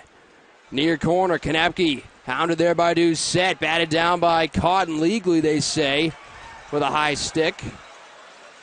Or at legal height. And this one's flung back in by Kolkoski. Lethman out to play. He'll steer up the near boards. In stride here for Sawchuk on the move. He'll play it left wing, out of the reach of Brandon Hawkins. Walleye in the midst of a line change here. 6 minutes gone in the second period, still no score. In game 4, shots 14-9 for Toledo. Koski picks the pocket of Prabavezis. Koski swaggering through some traffic, and he'll pitch one back in just wide of the net. Lethman will steer it there for Gabriel. Gabriel, who was a plus 34, him and Max Andreev led the league in plus minus during the regular season. This one's drilled back in. LaFontaine will move it off for Jake McLaughlin. Bank around the cage for Duquette. Swings it up ahead. Here's Curry on the move. Near side out of Borchard, left wing. Filters it for Walker. He pulls up. Now to McLaughlin, a shot. Ricochets wide. Duquette now in the far corner. He'll cycle it down to the near corner for Walker. Lets it go to McLaughlin. Shovels it in a little bit deeper for Cade Borchard. Trying to spin off the check from Craggs. Curry digs it free. Now to Borchard. Diagonal pass. Duquette. And he flubbed the shot to the corner. On a nice look there by Cade Borchard. And the Walleye chip it back into the KCN. 7 minutes gone here in the second. Borchard. He'll take it out in front of his own net. Shadowed there by Wilms. Cade Borchard, who had a goal in game 1, did not play in games 2 and 3. Great to have him back in the lineup. Clinched the first and second rounds for the Mavericks. Of course, had the dramatic overtime game winner in game 5 against Idaho a couple weekends ago. Here's Keenan back in on right wing. Watched there by McLaughlin. Pulls up, lost a tire. McLaughlin able to come away with it. He'll find some skating room. McLaughlin. They'll lay to one in wide of Sullivan. Knockbar now to give chase. 4th line out there for the Mavericks. Koski will pick it up far boards. Koski looks. Shadowed there by Gilmore. Floats it to the corner. McPherson. Down low to Knockbar. Out in front. And Sullivan was tied up by Anderson. Calvis keeps it alive. Now to McPherson. Holds. Shot. And that one ricocheted. It looked like off the paraphernalia of Lethman and out of play. And the Mavericks starting to find their stride here in the second period. We'll step aside. 12:02 to play. No score here in game 4. You're watching and listening to Mavericks Hockey on Flow Sports and the Mavericks Hockey Network. Protecting your family and keeping your home safe and dry is the most important part of our job. That's why at Hammond's Roofing, we take care to ensure you get the roof you need at an affordable price. We are professionals in making sure the insurance company pays their full amount with the least out-of-pocket to you.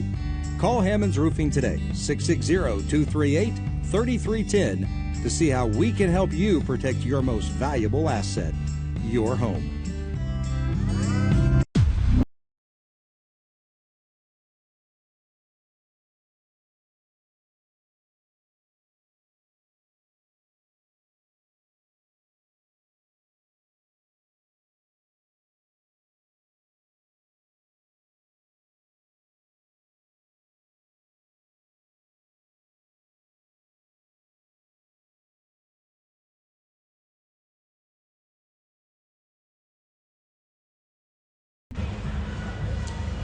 Welcome back. 12:02 to go here in the second period of Game 4. We're still scoreless. Max Andreev about to take this draw against Gilmore rather. We're going to have to redo the draw. Shots 4-1 for the Walleye here in the second period. But the Mavericks here with some good pressure these last couple of shifts.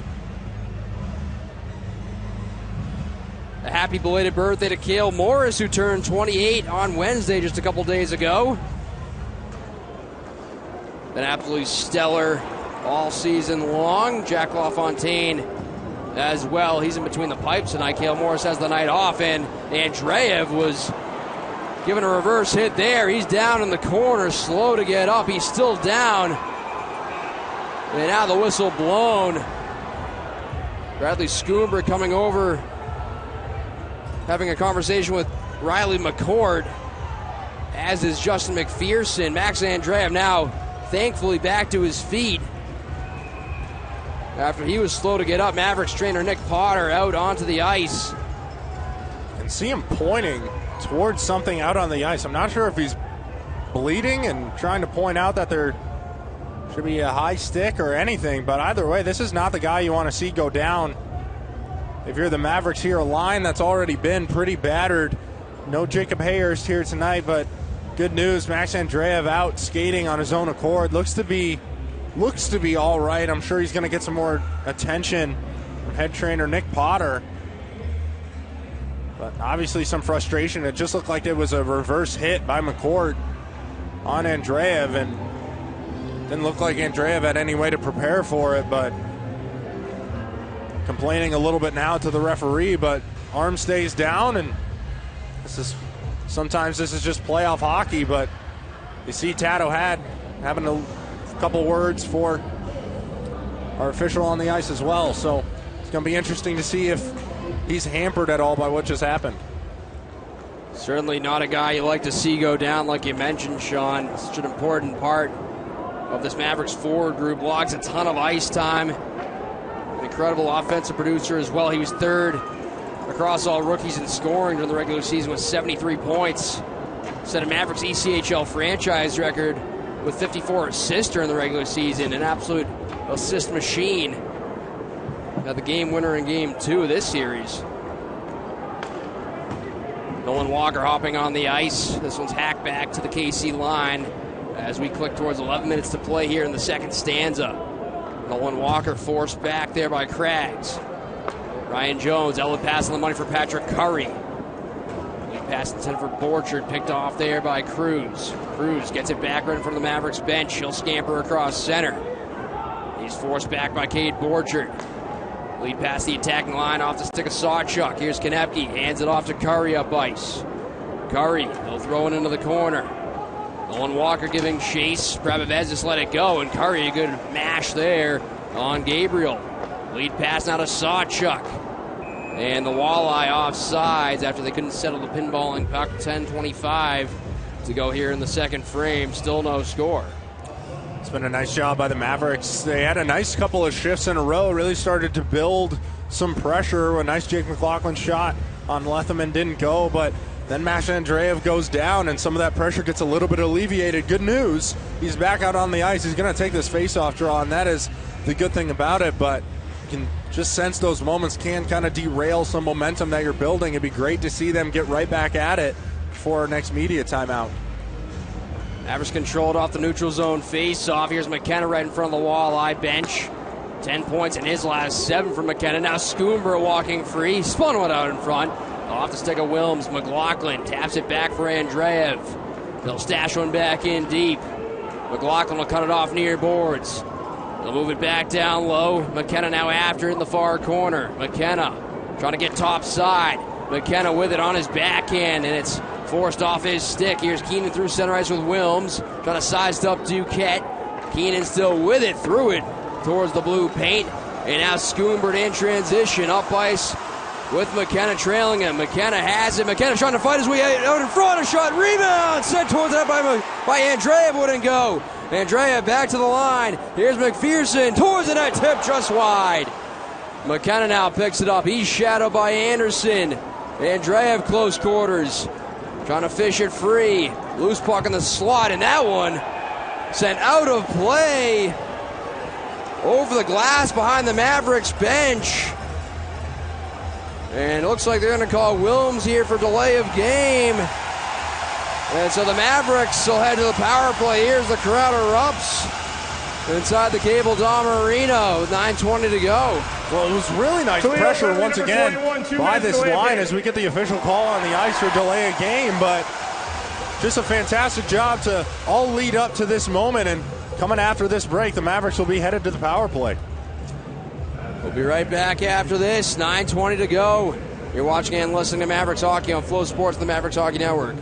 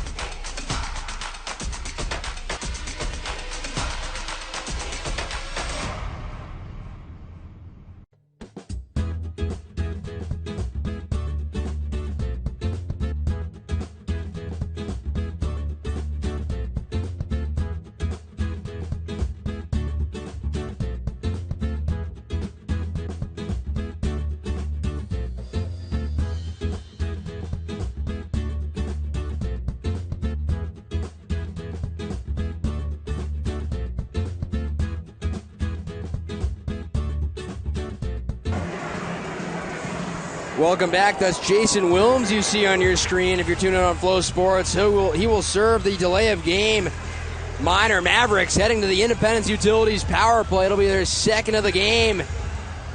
And this crowd just getting ready to absolutely erupt inside the Cable Dahmer. If the Mavericks can break through here, still no score. 9:20 to go in this middle frame. They'll control it off the draw. Koski lobs it down low. Borchard in behind the net. Borchard floats it to Curry far side. Up top for Koski. Now to Curry. Far half wall. Walks it down to the corner. A nice tight turn away from Graves. Curry walking free. Put it on and a save made. And it's cleared.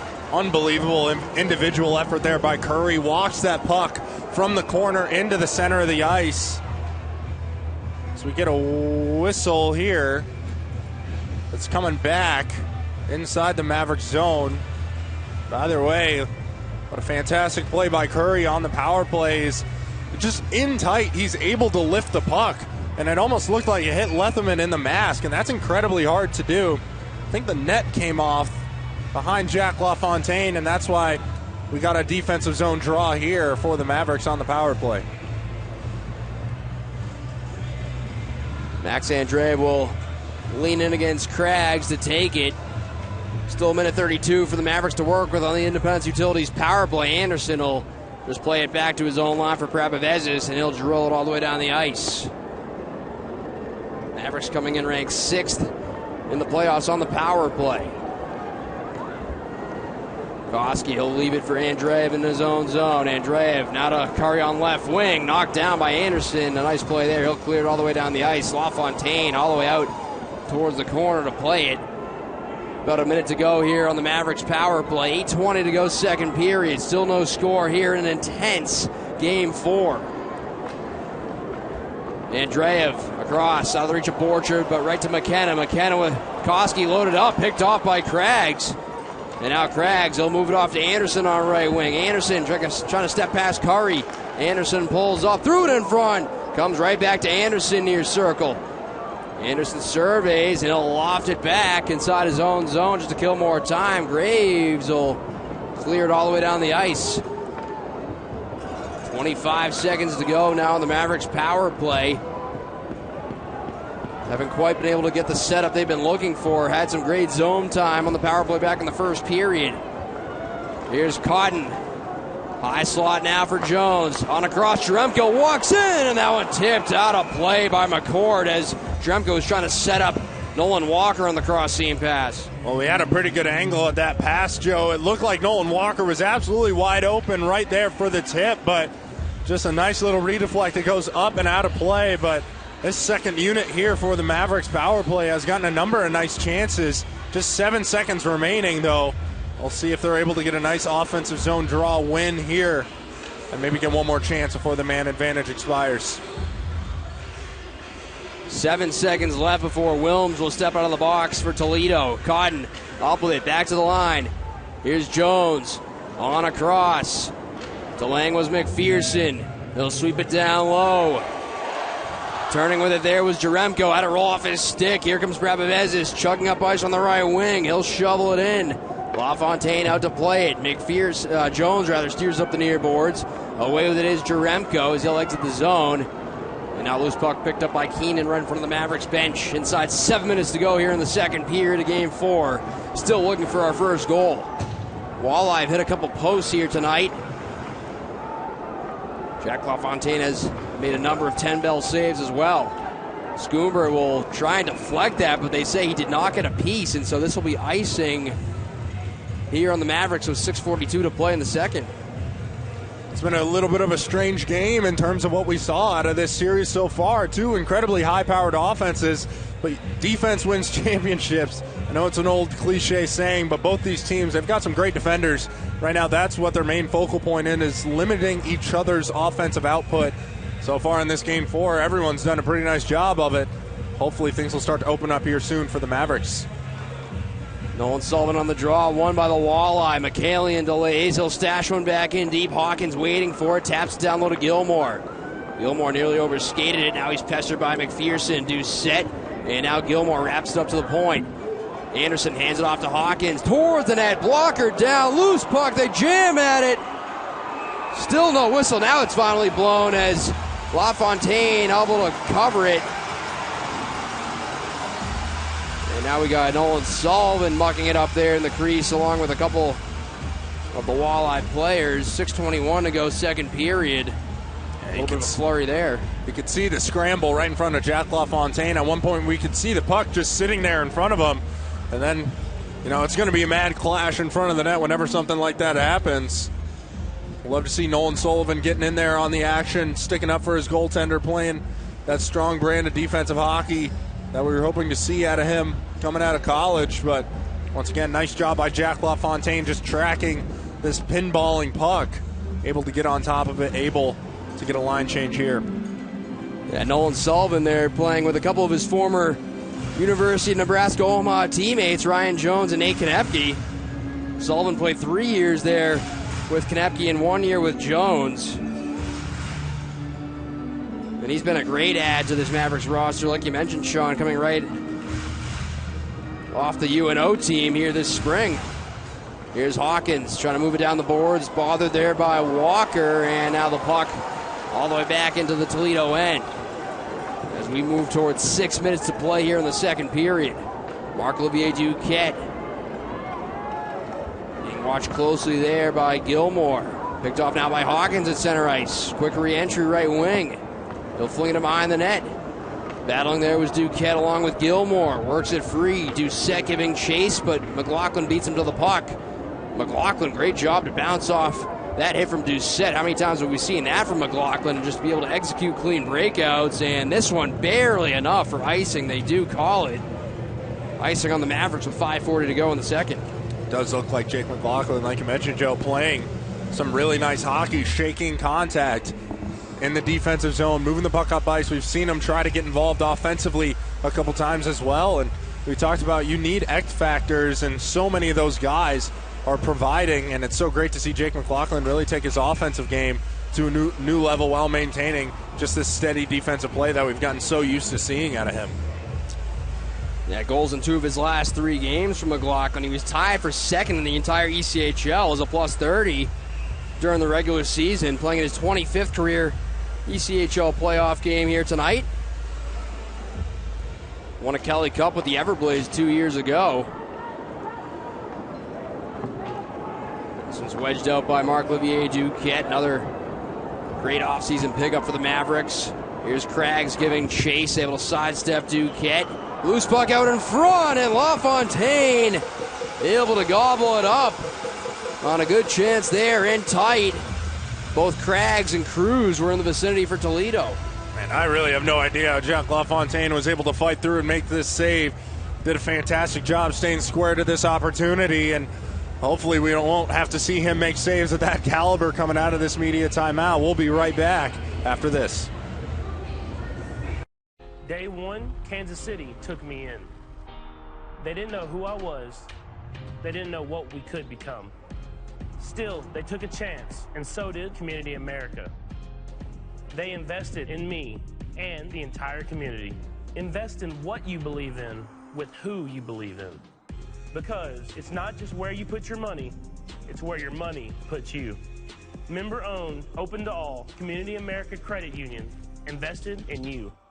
Optimal performance is our goal both on and off the ice.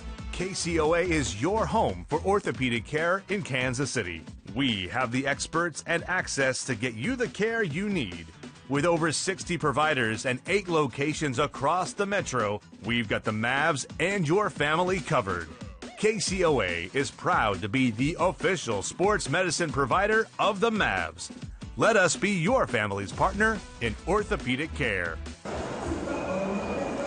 Welcome back. 5:21 to go here in the second period. Be sure to reserve your tickets for Game 5 and future Mavericks playoff games by calling the ticket office 816-252-7825. You can also visit Ticketmaster or KCMavericks.com. The Orange Army has absolutely brought it here tonight, just waiting to raise the roof here. Still no score here in Game 4. The atmosphere inside the arena has been on a different level here in these playoffs. Here's Jeremy McKenna into the corner, wrapped up there by Prabovezis. Joining the fray, Knockbar. Arriving on the scene now, Max Andreev looking to work his way free. McKenna fished it free.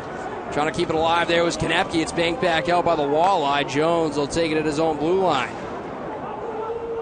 Puck sparred for in front of the Mavericks blue line. Now it's picked up. Andreev. He'll snap one in, out to play it, John Lethman. He'll bank it around his own net. Chopped up the near side by Gabriel. Sawchuk, he'll filter it out to center ice. Could be a 3-on-2 here for Toledo. Prabovezis drops it off. Messina back down low. A shot and a save made by LaFontaine. Getting a piece of it with that right pad. Here's Jaremko in stride. Right wing, driving wide. Jaremko, a power move out in front. Rebound and a great save off the goal post. What a chance there by David Cotton. Off the near post after a tremendous net drive from Jake Jaremko. The goal light went on behind the Toledo net. It's still flashing right now. The crowd's still on their feet. Here's Koski up with it far corner. He'll cycle down low to Jaremko. Down to his knees. Doucette now up with it for the Walleye. As the Mavericks faithful thought Cotton had buried that rebound, it stayed out. Here's Hawkins now left wing over the line. Loose puck out in front, a backhander, and a great save. LaFontaine throwing back out in front, and that one's swatted away to the boards. Kept alive by Anderson. Here's McPherson now behind the Maverick net. Stops up, relays up near wing now to David Cotton. Cotton a lead pass just a hair ahead of Calvis. That's going to be an icing call on the Mavericks. 3:27 to go, Sean, inches away from taking a 1-0 lead. Well, you can see why the Orange Army thought this went in. You see Jake Jaremko, strong net drive like you mentioned. David Cotton shovels this one on the backhand. It doesn't go. It's a save by Lethman. He's got a tough angled shot. He tries to get it through here. What a glove by Lethman. And just look at this. His feet are below the goal line, and he puts it through the blue paint off the far post. And then it's Jack LaFontaine with another phenomenal save on the other end. Doesn't get much closer than that for David Cotton, who's got goals in 3 straight home games, nearly made it 4 right there. Another icing here on the Mavericks, 3:18 to go in the second period. What a net drive there by Jake Jaremko, who's got points in 3 straight home games, points in 5 of his last 8. And he's been just the type of player, Sean, the Mavericks needed him to be the captain of this team here in this playoff stretch. He's done a really nice job. He's playing a full 200-foot game, and we could see it just inches away from from scoring a couple different times for David Cotton.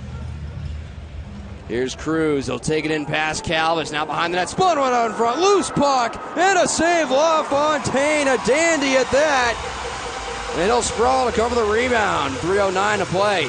Man, he has just come up huge in this second period. He's making save after save after save right now. Let's take another look at this one. There's not a whole lot to this, just a play behind the net. It's kind of flung back to the middle. And Jack LaFontaine is just tracking the puck phenomenally in this game so far. No matter if there's a screen, if it's pinballing, if it's a kind of strange angled pass, he's been right there square to the puck to make that save when he needs to. The former Mike Richter Award winner showing you why he won the Mike Richter Award and why he owns the top save percentage in the postseason in Mavericks franchise history. And the Mavericks caught offside here as Sullivan exchanges some pleasantries with Jacob Graves. And now we got a big pile up down in the corner. Curry had his helmet knocked off, and it looks like they're going to call Craggs here for a penalty. Sean, we saw that similar play happen to the Mavericks when McLaughlin was called for a penalty back in the first period. It looks like it's going to come back to bite the Walleye here.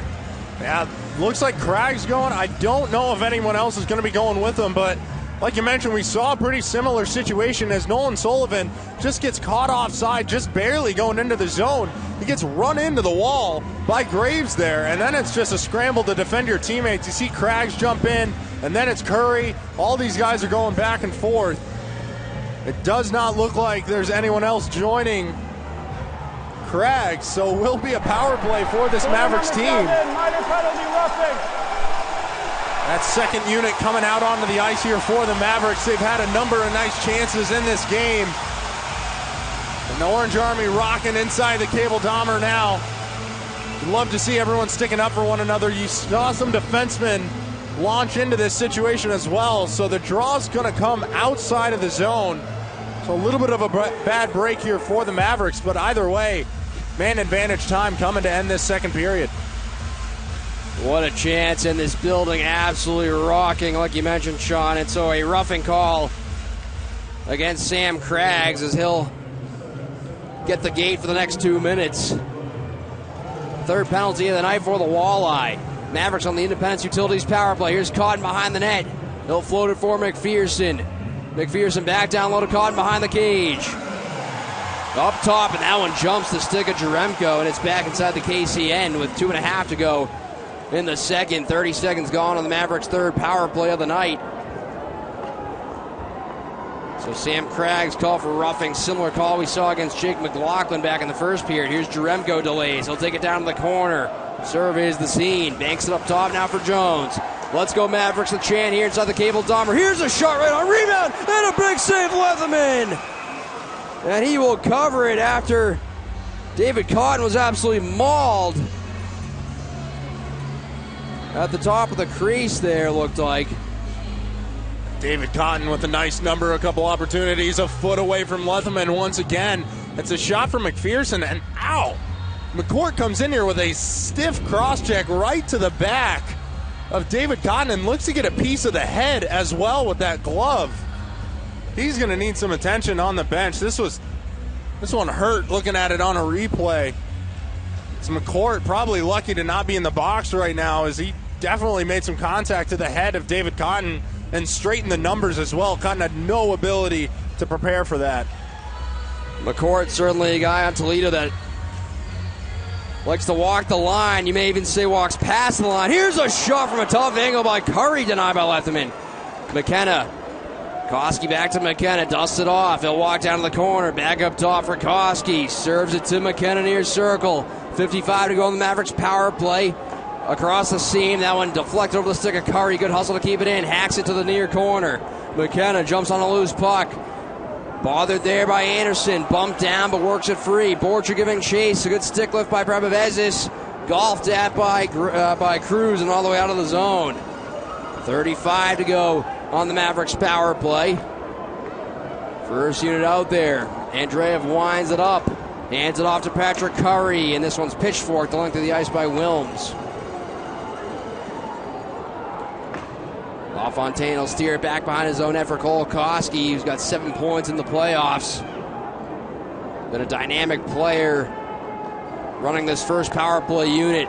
Borchard out to the right wing, shoved down there.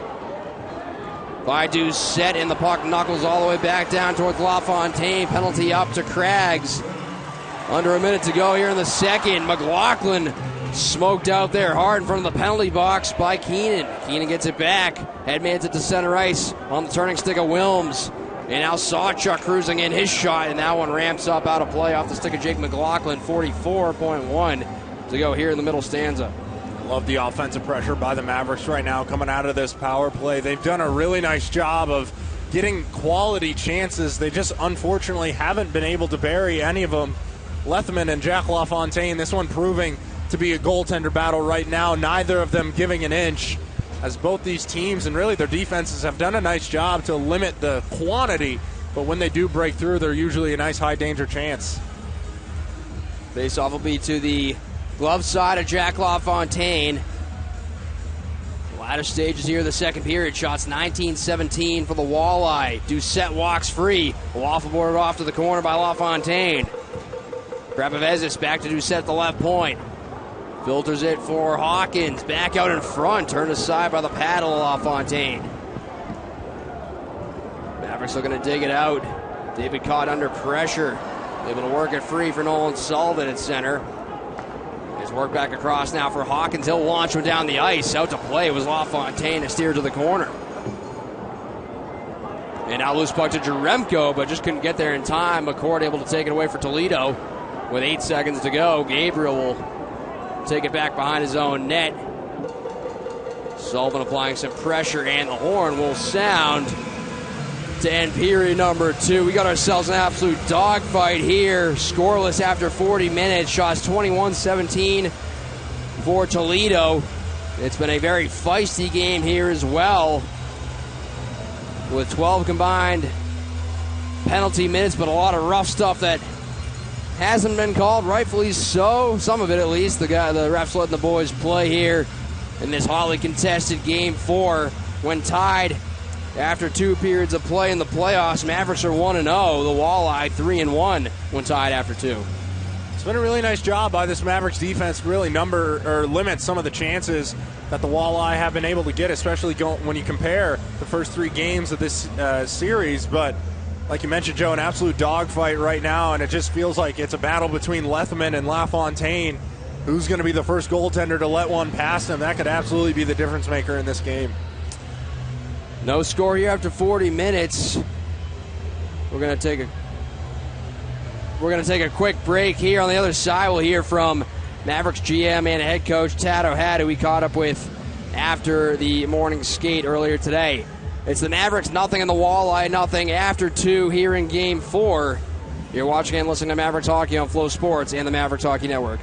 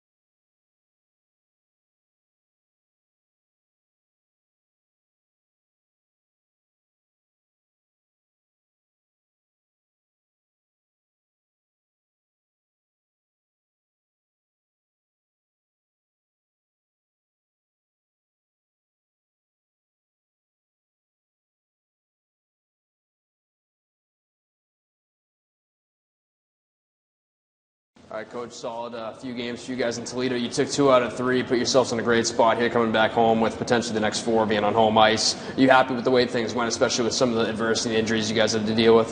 You know what? Our mindset was to go on the road and take wins. We didn't talk about 1, 2, 3. We wanted to go on the road. We wanted to be the spoiler, and we wanted to play consistent hockey. I was very pleased for the most part. I didn't love our third game there. I felt like we only put together 20 minutes of work, but overall, pleased overall. And as we come into our building with 4 home games, we've got work to do. What are you guys looking to improve upon here tonight after Game 3? First of all, complete game, playing 60 minutes of hockey, puck management, making sure that we continue to stick to the game plan. I felt like we got a little bit off kilter in Game 3. Their best opportunities and their chances we gave them just through poor management, puck management, just poor decisions. So I'd like to tighten up on that. You mentioned, I was just talking to Wes about some of the road games you guys have had to play. You obviously love playing in front of the home crowd, but it must be a great feeling to go on the road into these pretty intense buildings and pull out a lot of wins like you guys have. No, you know what? This is a tenacious group. This is a group all season long. I think we've been very highly underestimated, and this is a team not to take lightly. We play well on the road. We embrace that and embrace going into that road climate, that road atmosphere, whether it be in Idaho or whether it be Toledo. I mean, you look at Idaho and Toledo, 2 of the best road buildings in this entire league. And it allows us to just kind of hone in and focus on the task at hand. But now we've got a job to do. We've got 4 here. A lot of people called us crazy for having a 3-4 schedule. It was clearly out of our hands. But we've got to embrace it, and we've got to attack what we have in front of us. And now we've got 4 games at home, and we've got a job to do. You guys haven't played at home since May 5th against Idaho. You guys must be pumped to get back on home ice here tonight. Yeah, you know what? It's been a long time on the road. A lot of hotels, a lot of just time away, and so guys are ready to be back. We've got a tremendous crowd. It'll be sold out tonight. We love playing in front of the, KC faithful. And, I tell you, this time of year to be playing hockey Memorial Day weekend, that means you got a hell of a hockey team. Absolutely. Cade Borcha, unfortunately, went down in Game 1. We saw Bradley Schoomber fill in for him on that third line in Games 2 and 3. What was your assessment of his play? Yeah, really happy with Bradley. I thought he was tenacious. He was first on pucks. He brought a level of physicality, worked to get to the net. He's a player that's played throughout our lineup. Throughout our lineup, he's played some penalty kills, some power play. I think he's having a tremendous rookie season. His compete level's through the roof, and so we need him to continue to do that. Extremely proud of him. There's a player who started the season, I believe, 7 or 8 games in the stands, and so he's really shown his worth as the season's gone on. Something that stood out here in this series is you guys have gotten 5 of your 11 goals from the back end. What do you think has contributed to that? I mean, how important is that, getting those contributions from those guys as well? Yeah, well, 100%. Just contributions throughout the lineup, whether it be forwards or defense. I think part of that is our defense, just their intelligent, shot decisions, from the point. That's been very helpful. Also, our forwards' ability to get net front, take away the goaltender's eyes, provide those slash screens, cross, angles, and just stack screens. I think that's so important. We want to take away the goaltender's eyes. We want to be difficult in net front. So I think it's both, partially on the defense, just intelligent shooting, and then our forwards making sure we get net front. Jeremy McKenna has had a great series as well, 5 points. He had 4 points alone in Game 2. It seems like his line's just been clicking really well this series as well. Yeah, he's playing on another level, his compete level, just his ability to generate shots. And the kid doesn't stop until the whistle is blown, He doesn't give up on plays. That's what I appreciate about that line right there. They do not give up on plays, and that's so important in playoff hockey.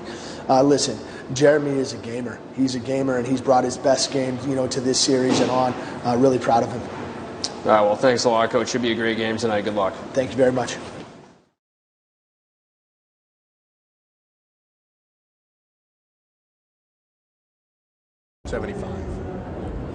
And welcome back inside the Cable Dome Arena. Second intermission. Joe Benson, Sean Carrier here with you tonight. We're scoreless after 40 minutes. It's been an absolute dogfight of a game here tonight between the Mavericks and the Walleye. An absolute nail-biter in Game 4, a pivotal game. It's either going to be a 3-1 Mavericks lead or a 2-2 series tie. Shots are 22-17 for the Walleye here through 40 minutes. They were 12-9 for Toledo in that second period. Each team has had 3 power plays. Each team 0 for 3. Sean, you got to go back to a couple of the chances the Mavericks had during that second period, perhaps none better by David Cotton after a great play created by Jake Jaremko.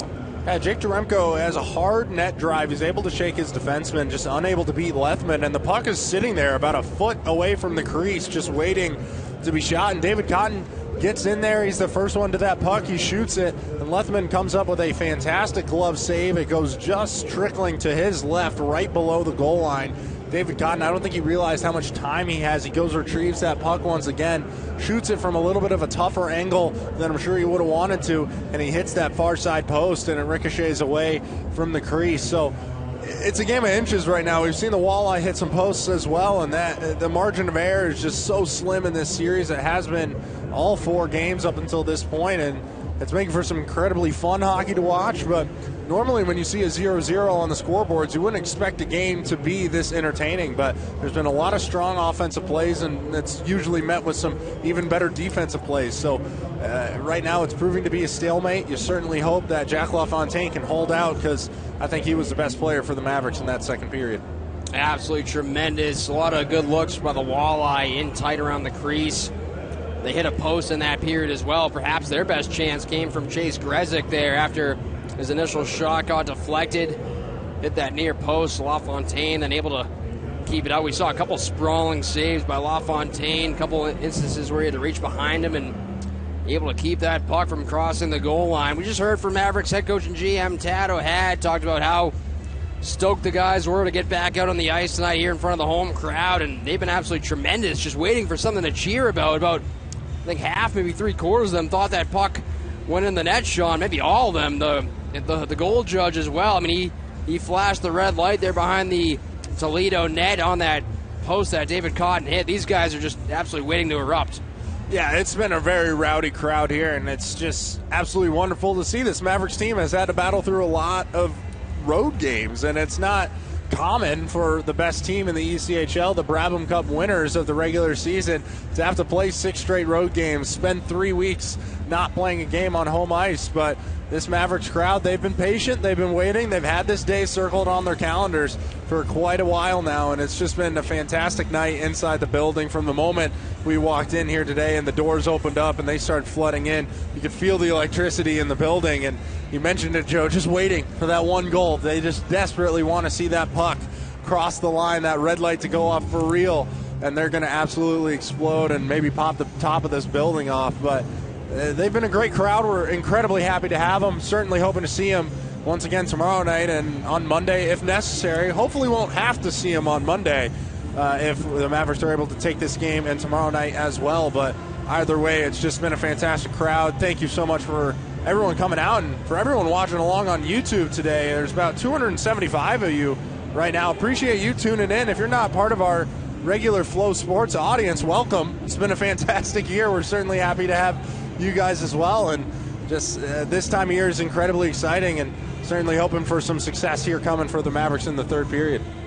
Yeah, well put, Sean. And like Tato had mentioned, to be playing this late into the month of May, to be playing in the month of May in general means you got one heck of a hockey team, but to be playing at home Memorial Day weekend in front of a crowd like this, to have the viewers like Sean mentioned on YouTube, on Flow Sports, and on our Mavericks mobile app, it's just truly something special. It's been a joy bringing you all these games here this season, and well, it's been a just very special season, the best season in Mavericks franchise history, and hoping to continue this magical playoff push. Up 2-1, scoreless here after 40 minutes. We've seen some tight games here this series. Mavericks kind of blew things open a little bit in game 2. They had a couple empty net goals, so it wasn't as wide open as the final score entailed. It was a 5-1 final. That was the first time this whole playoffs the Mavericks had won a game by more than 2 goals. But other than that, these games have been wire to wire, just as we expected, between these two high-octane offenses and incredibly evenly ranked teams.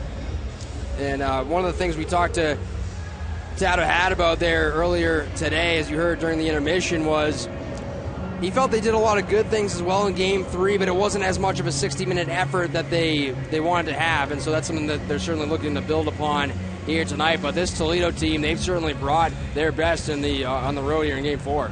Look, there's nowhere to hide at this point of year. If you don't have good players, you're not going to make it this far. And Toledo, they're an incredibly talented team, finished second in the regular season in terms of points. So this is an absolute dogfight of a Western Conference final. And for the Mavericks, you have to elevate your game too. And to their credit, they absolutely did that on the road. And you mentioned, Tad said it wasn't quite the 60-minute effort he was hoping to see in Game 3. And, you know, here on home ice, you put forth your 40-minute effort and you're unfortunately deadlocked. So if you don't have a full 60-minute effort and maybe even ramp it up a notch, you could be tied sitting at 2 by the end of tonight in this series. But overall, they've done a nice job of limiting chances, and you feel like they're building some nice offensive pressure throughout this game. They usually get better and better and better every period, as we've seen so many times throughout this regular season and this postseason. So hopefully there's a little bit more success in store. Game winner on Game 1 that came in the third period for the Mavericks was scored by Jacob Hayhurst. Not in the lineup here tonight, so you're looking up and down that bench. I don't think there's any doubt, but you're definitely questioning who's going to be that guy here for the Mavericks to find the back of the net. We'll take you around the out-of-town scoreboard. Where's the Florida Everblades currently leading the Adirondack Thunder by a score of 3-0 late in the third period, and so they're well on their way to taking a commanding 3-1 lead in that best-of-7 series. They'll have a chance to close the Thunder out tomorrow night and advance to the Kelly Cup Final for the third straight year. Fantastic for them. You're certainly hoping to see this Mavericks team take care of business against Toledo and spoil the three-peat, but either way, it's an incredible accomplishment for that Florida team to have. Hockey in Florida, you love to see it. You love to see the success of some of those teams down there, and hopefully the Mavericks will take care of business here and, you know, give Cam Johnson a lot to think about before his head hits the pillow every night, and try to make the most of their offensive opportunities against him and against that Florida team. Do we have any updates on the Firebirds, Sean? Yes and no. The Firebirds haven't played since our last update. They were swept the Ontario Reign in the Pacific Division Final. They're awaiting the winner of the Milwaukee Admirals and the Grand Rapids Griffins, who the Griffins are the affiliate, of course, of these Toledo Walleye. So it could be a little bit of an affiliate battle in the conference final between these two organizations. Grand Rapids was able to defeat the Milwaukee Admirals 4-2 in a game tonight, so that ties the series at 2. That series a best of 5, so it'll be a winner-take-all game in Game 5 coming up here in a couple of days. But overall, the Firebirds did a great job of taking care of business against Ontario, patiently taking that time off, hopefully not getting a little too complacent, hopefully not getting too lazy. They've had a fantastic regular season. They're definitely out on the ice practicing incredibly hard. That's one thing we do know about that team, and should be incredibly fun to see both the Mavericks and Toledo, how this series shakes out, and you know, if Grand Rapids is able to take that Game 5, how they'll do against Coachella Valley. And just always interesting when things kind of line up that way. We'll take a real quick break here. We'll have your third period on the other side. Mavericks and Walleye scoreless, getting ready for the third period here on Flow Sports.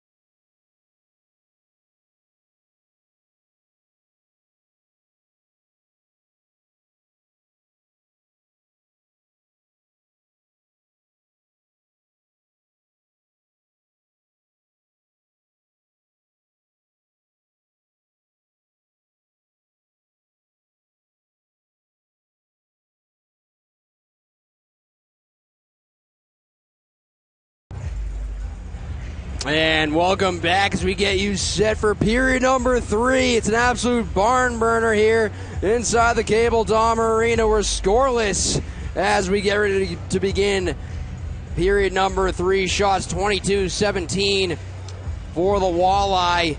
We've seen 12 combined penalty minutes, 3 power plays aside, 0 for 3 is each team here tonight. Mavericks have had some great chances David Cotton hit the post there about halfway through that second period. Best chance the Mavericks have had here tonight. Walleye have had a couple posts of their own. No carryover penalty minutes here to start period number 3.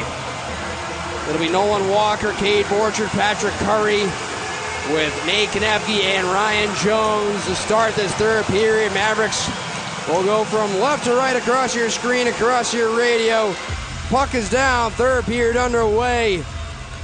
Should be an absolute doozy. Here's Curry streaking in a shot and a glove save made by Letherman as he puts a tester on the Michigan native here early on.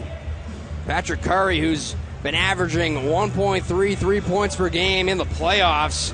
That's third best in franchise history. He's 2 points away from setting a new franchise record for most points in a single postseason and 7 points away from setting a new franchise record for most points between the regular and postseason combined. That record is currently held by Sebastian Thinnell at 110 points, which he recorded back during the 2012-2013 season. That was the last time the Mavericks made it back to the conference final. They lost the Allen Americans in 7 games that year, who went on to defeat Wichita in the Central Hockey League Championship. Here's Doucette on left wing, trying to step past Konepke, no luck as he's wrestled off the puck. Walking free now is Gilmore, had it knifed away by Walker. Now Doucette stepping in. Back to the line for Graves along Rister. That one floats wide. Brandon Hawkins in the near corner. Centering pass out of the reach of Doucette. Here's Walker back up ice 3-on-3. The Mavericks come. Plays it into an area. Curry from a tough angle. Turned aside by Letherman. Here's Gilmore in stride. And now we get a whistle here. Looks like the net came dislodged down at the Toledo end of the ice behind John Letherman. It was a nice chance by Patrick Curry. It looks like you mentioned, Joe, it kind of just goes right in front of Letherman. Might have caught a piece of him, but either way, the puck was moving up ice for the Walleye, and the net goes off right behind Letherman. So this will be an offensive zone draw. You get the chance to make a line change.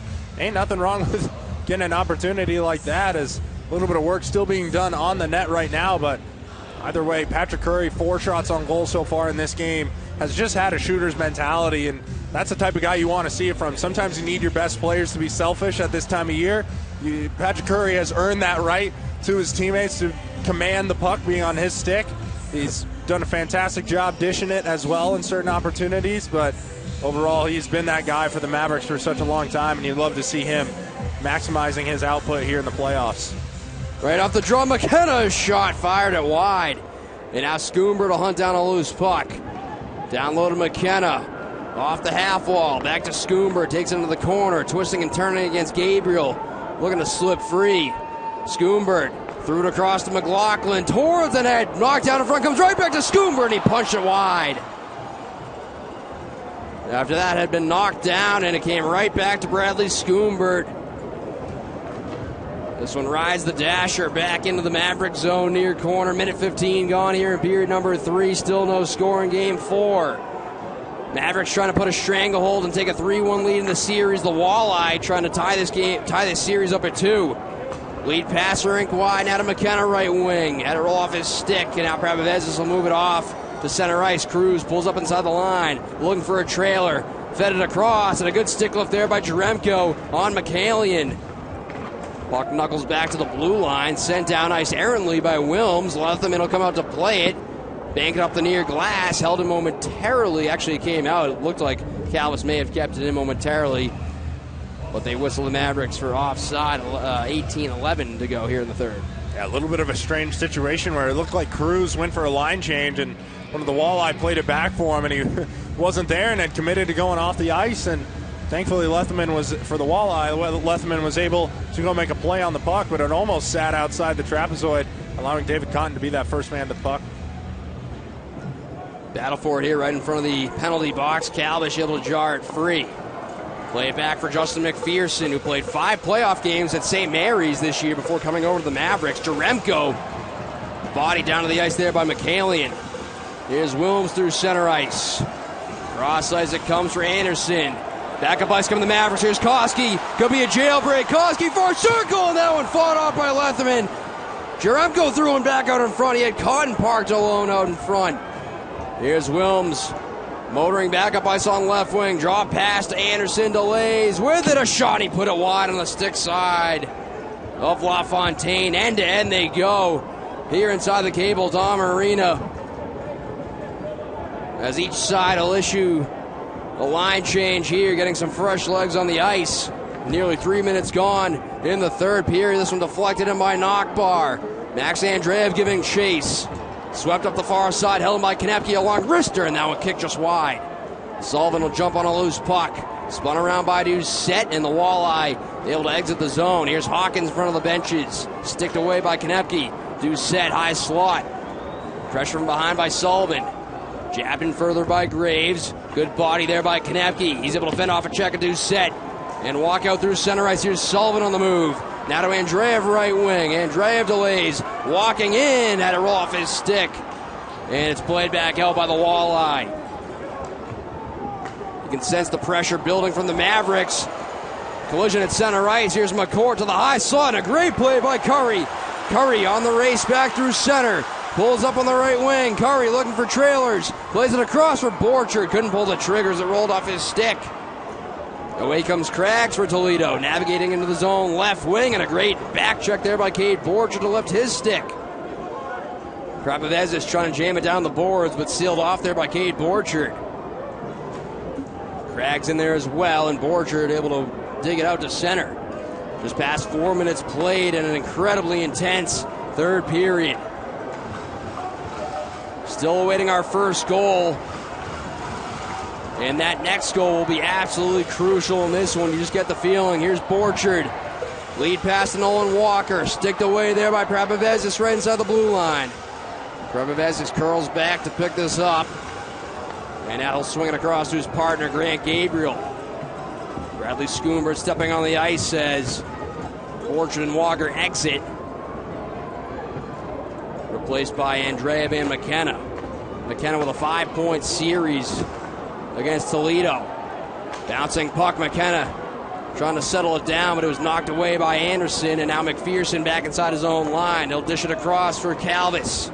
Lead pass deflected by Sawchuk back into the Toledo end. McCallion will clear back to center. Calvis, a hard pass across, and that one redirected into the zone. McCallion now banking around the cage for Anderson. He'll reverse it back for McCallion. Rookie defenseman McCallion here for Toledo, signed from the SPHL earlier this year. Here's McKenna trying to track down a loose puck. And now battle ensues in the near corner here, the Toledo zone. About 5.5 gone in the third period. Still looking for our first tally here in game 4. Towards the net, and Konepke had it rattle away to the corner. Taken back in deep, set up now to McKenna near circle. McKenna along the goal line. Trying to get around a defender. That was Anderson along the far side. Back in deep, Jaremko. Fished up the far side, held in. Across now to Jones. Taps it free. Caught and put it towards the net, but blocked by McCallion. That line of defenders desperately needed a change for Toledo. They get it now after they had been on the ice there for a long shift. Mavericks with some good work in the O-zone. Here's Cotton, gains entry, now to Koski, walking in, played it across. Sullivan trying to settle, he put it back through the blue paint. And now Hawkins will like this exit the zone, but couldn't get it deep. Koski brought back in, Sullivan a shot, and a glove save made by Lethman with 13:40 to go here in the third period. Mavericks really ramping up the offensive pressure. A number of nice chances right now. Coming back from this media timeout, we'll be hoping to see them break that scoreless tie.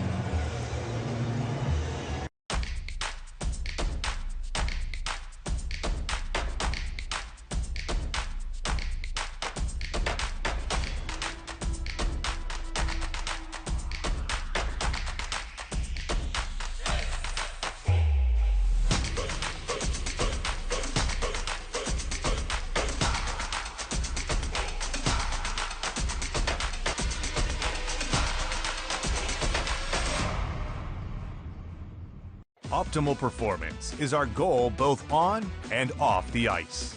KCOA is your home for orthopedic care in Kansas City. We have the experts and access to get you the care you need. With over 60 providers and 8 locations across the metro, we've got the Mavs and your family covered. KCOA is proud to be the official sports medicine provider of the Mavs. Let us be your family's partner in orthopedic care. Welcome back. 13:40 to go here in the third period. No score in Game 4. The Florida Everblades have shut out the Adirondack Thunder by a score of 3-0 and taking a 3-1 series lead in the process. They'll have a chance to close that out and punch their ticket to the Kelly Cup final tomorrow night. That'll be Game 5 in Estero, Florida at the Hertz Arena once again.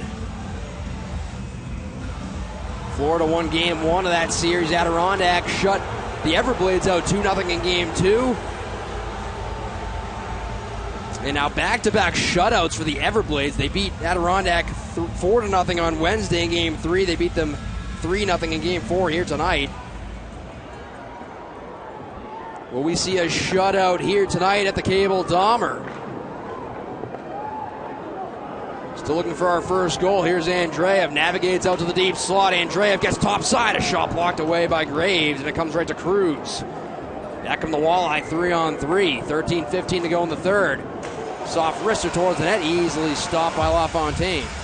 That was just the first shot on goal for the Walleye. It wasn't a dangerous chance. We expect Jack LaFontaine to make this save every time, but more so of a testament just to the strong play that the Mavericks have come out with in this third period. They've been dominating puck possession for the most part. They've controlled it in the offensive zone. They're getting chances up ice, and for the most part have done a nice job regrouping on the back end to not allow any sort of pressure to be built in their defensive end. And Joe, you and I talked about it, intermission, this Mavericks team tends to get better and better and better. And in a deadlock game like this, you need to have your third period be your best period.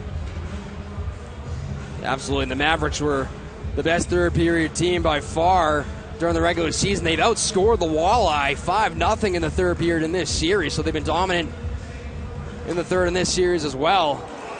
Here's a wrister gloved and held by LaFontaine with Conlon Keenan in the crease for the Walleye.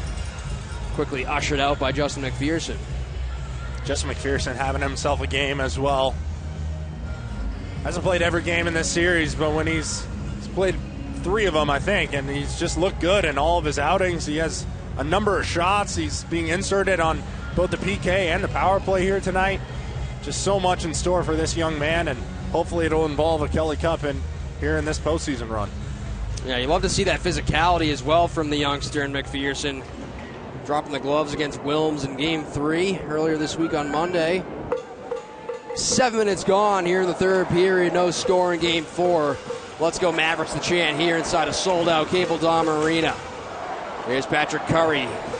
Lost it at center ice. Keenan motors back in, blocked away by Theo Calvis. McPherson now in the corner, bodied up there by Sawchuk. Back to the line. Gabriel winds up, holds. Gabriel, he'll fling it down the board. Sawchuk works it in further. Prabavezis all the way below the goal line, out in front, and a big save by LaFontaine on Sawchuk from prime scoring position.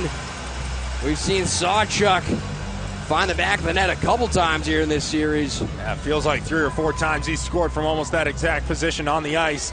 He's having one heck of a series with Jack LaFontaine. He's been the best goaltender in the playoffs. And in no bigger time do you need to make a save than in the third period when you're tied. And just what a phenomenal way to get out there and challenge that shot and manage to freeze it and get a line change. Sawchuk with goals in 5 of his last 6. Leading the ECHL in the playoffs with 10 goals. Here's another shot right on from Hawkins. Gobbled up by LaFontaine. Riley Sawchuk played 12 games with the Grand Rapids Griffins this year. He had 52 points in 50 games with the Walleye during the regular season. The Walleye had been a dominant team in the third period prior to this series, but like we mentioned, the Mavericks have by far been the better team in the final stanzas here through the first 3 and nearly 4 games. Shots 4-0. They were 4-0 for the Mavericks in this third period. Now 4-2 after the Walleye have gotten a couple here in this last sequence. Controlled here by Toledo. Anderson rotates at far boards. Hawkins into the middle of the slot, kicked away by McKenna. Here's Andreev, forced back inside his own zone. And now he'll move it across for Ryan Jones. Just over 12 minutes to go here in regulation. We saw the Mavericks win game 1 in the third period with about 7 minutes to go. So they have another late game-winning goal in them here tonight. Here's Ryan Jones, now under 12 to go. Hands it off up the near side. Andreev waltzing in, but offside are the Mavericks with 11:51 to play. Just a little hesitation there, it seemed. You can see Andreev, he really didn't think that was offsides, but these linesmen, they're doing a heck of a job. They have to get in a lot of tough situations, and overall, haven't given the coaches really much to complain about so far here tonight, but it'll be the Jaremko line back out there. David Cotton, probably the best scoring chance of the game here for the Mavericks. He'll be looking to find that go-ahead goal. Here's McLaughlin activating. He's tied up from behind, but we play on. Crowd wanted a call, and they won't get it as the boos rain down.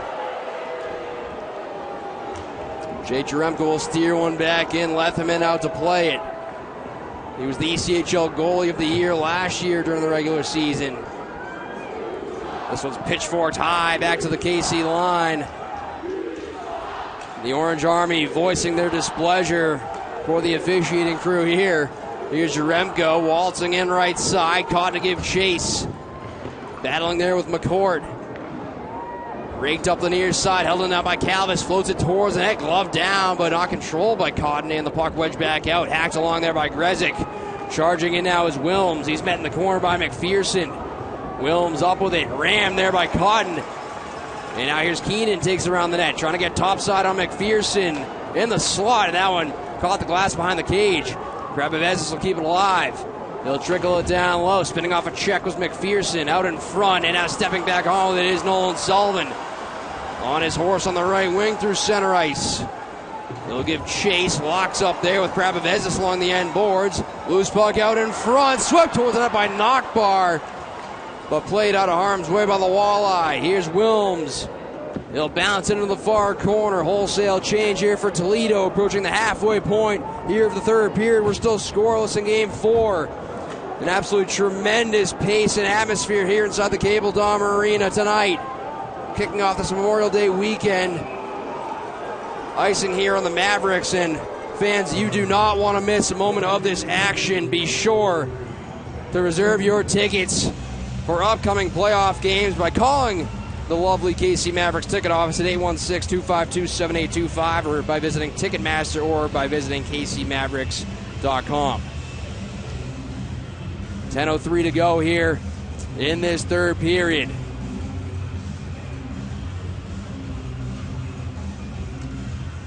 It's been a while since we've seen the Mavericks deadlock Sean a scoreless tie like this.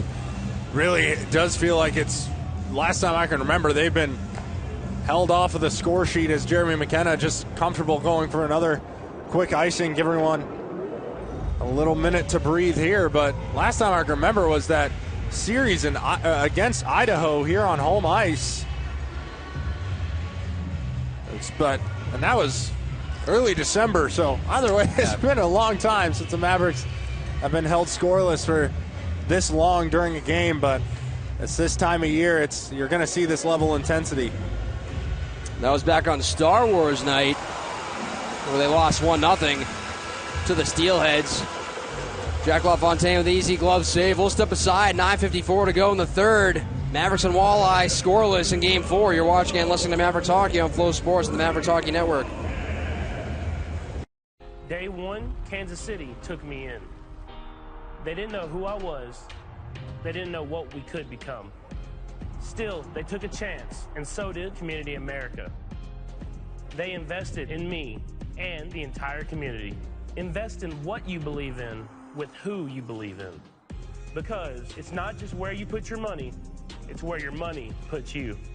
Member-owned, open to all, Community America Credit Union, invested in you. Day 1, Kansas City took me in. They didn't know who I was. They didn't know what we could become. Still, they took a chance, and so did Community America.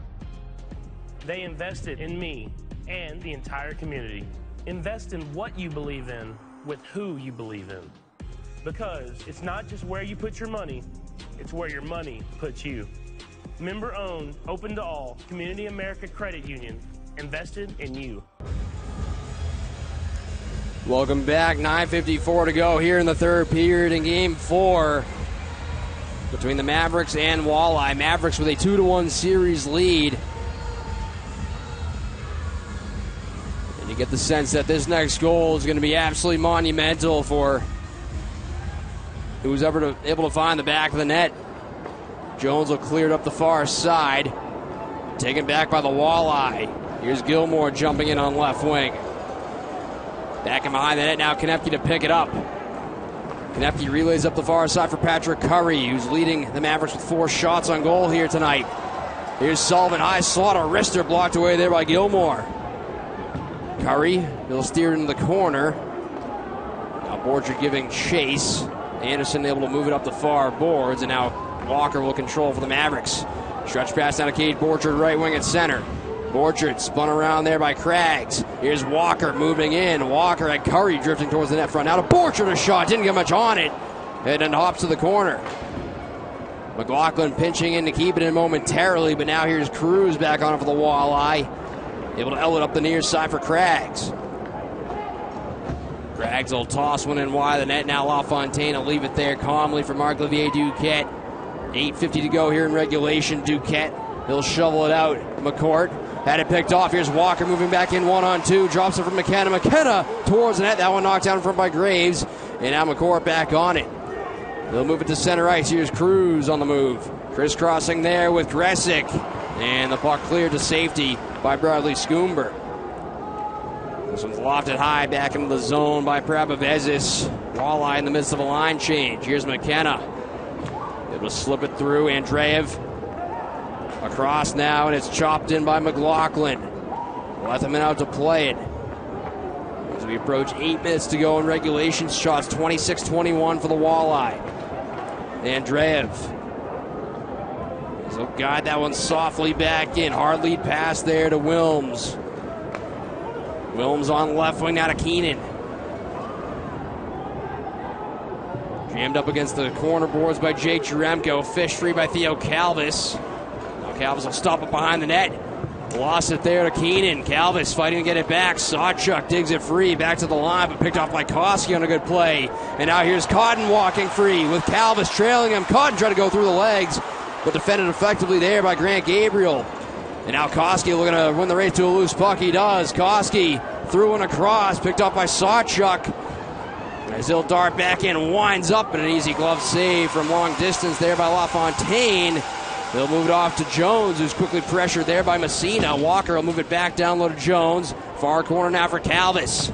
Running to by Doucette. Lead pass here's Koski with Walker joining the rush. Koski threw one down low just out of the reach of Walker.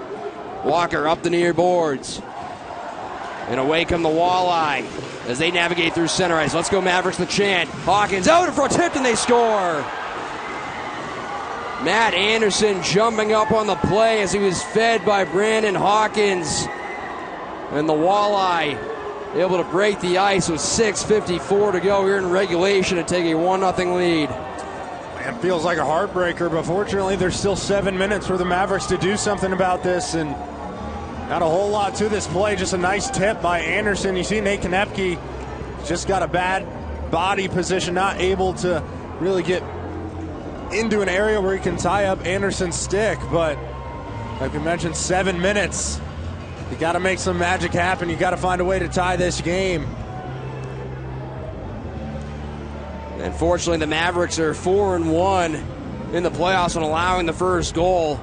They won 20 games during the regular season when allowing the first goal. An incredibly resilient club.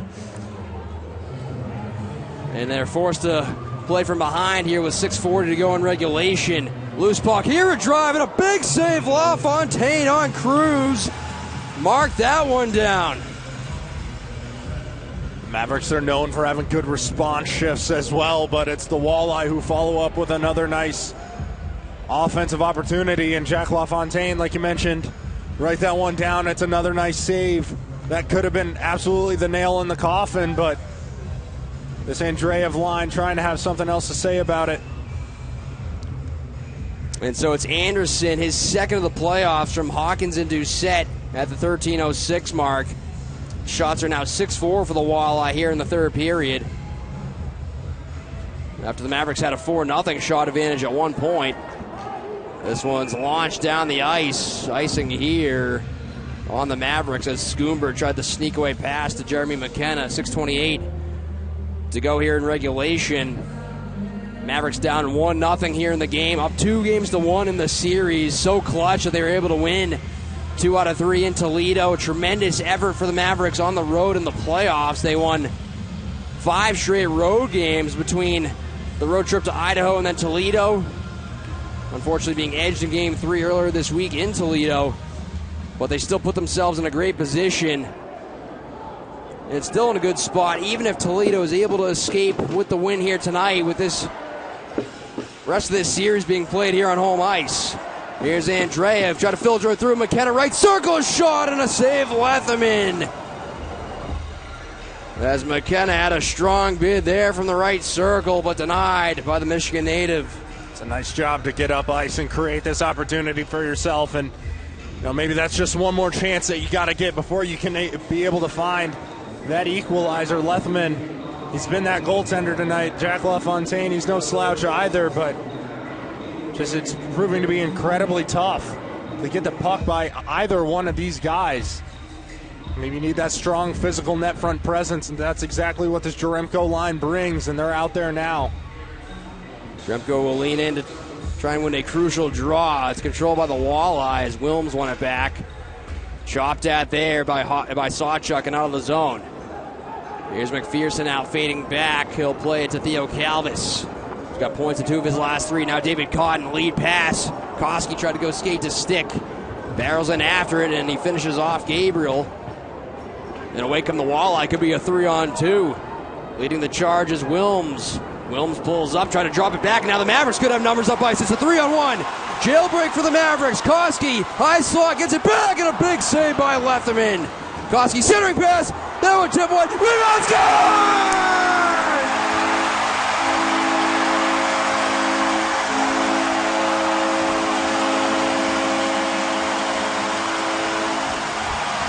What do you know? It's the captain, Jake Jaremko, picking up the loose change out in front as the Mavericks tie the game at 1 with 5:30 to go in regulation. Man, what a fantastic play by Justin McPherson at the defensive blue line. He springs this 3-on-1 chance and really just confuses everything. Nobody in the defensive zone picks up any of these guys, and it's the captain, like you mentioned, getting this puck right below the goal line, and before Letherman even knows where it is, it's in the back of the net, and that equalizer found. What a response from the Mavericks, and it's their captain who gets the equalizer, and this crowd absolutely erupts inside the Cable Dome Arena. Here's Walker. Mavericks want more, but it's quickly knifed back to center. Not enough for icing here as McLaughlin will head back to retrieve. Cole Koski and David Cotton pick up the assists on the Jaremko goal, which ties this game up at 1. As the roof just about blew off the top of the Cable Dome Arena. Walleye get it back to center ice, glove down now by Andreev. And so it's Jaremko's third of the playoffs, comes at 14:30 from Cotton and Koski. And so now that's 4 consecutive home games where Jaremko and Cotton have registered at least a point. This one's steered back in by Gressick. McLaughlin, he'll pitchfork it around the boards to Ryan Jones, out of the reach of McKenna. This one stashed back across in front of the Mavericks bench, and that one out of play with 4:20 to go here in regulation. Mavericks have tied the game at 1 thanks to Jaremko's third of the playoffs. You're watching and listening to Mavericks Hockey on Flow Sports and the Mavericks Hockey Network.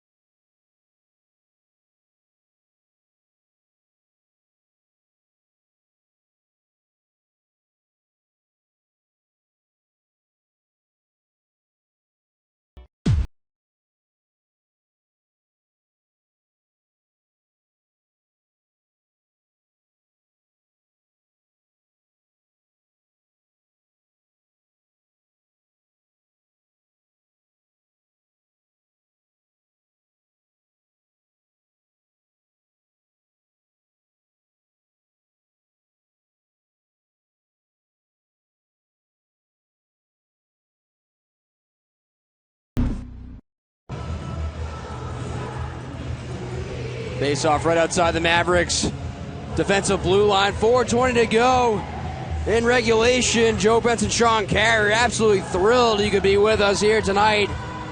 An absolute thriller here inside the Cable Dome Arena, Game 4. Matt Anderson for the Walleye made it a 1-0 game, and then Jake Jeremko answered shortly thereafter to tie it at 1, just a little over a minute later.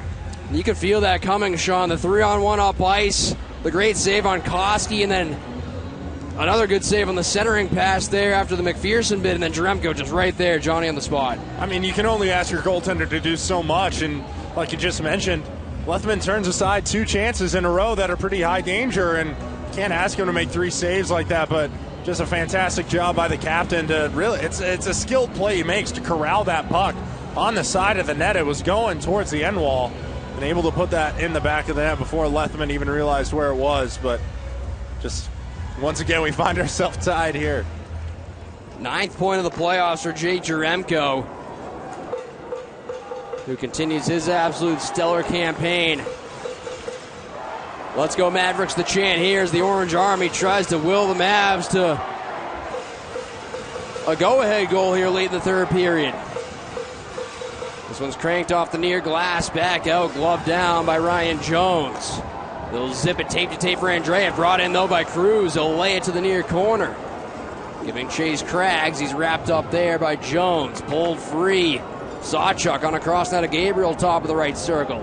Along the half boards now, down low, Jones able to wrap up Keenan.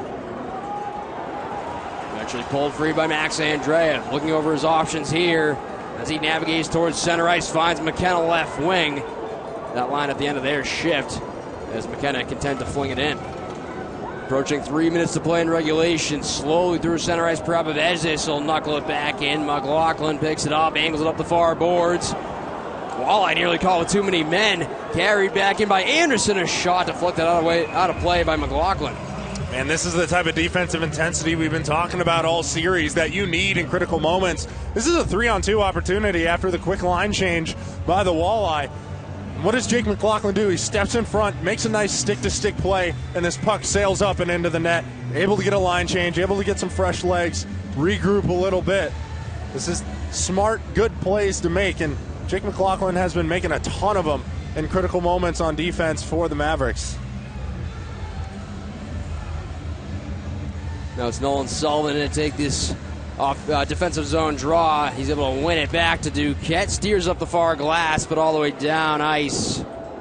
This will be icing on the Mavericks. 2:54 to go here in regulation. We saw David Cotton win the game late in the 3rd period, all the way back in Game 2 against Tulsa earlier on in this playoff run. Do the Mavericks have another late goal in them here, or will we be headed to overtime?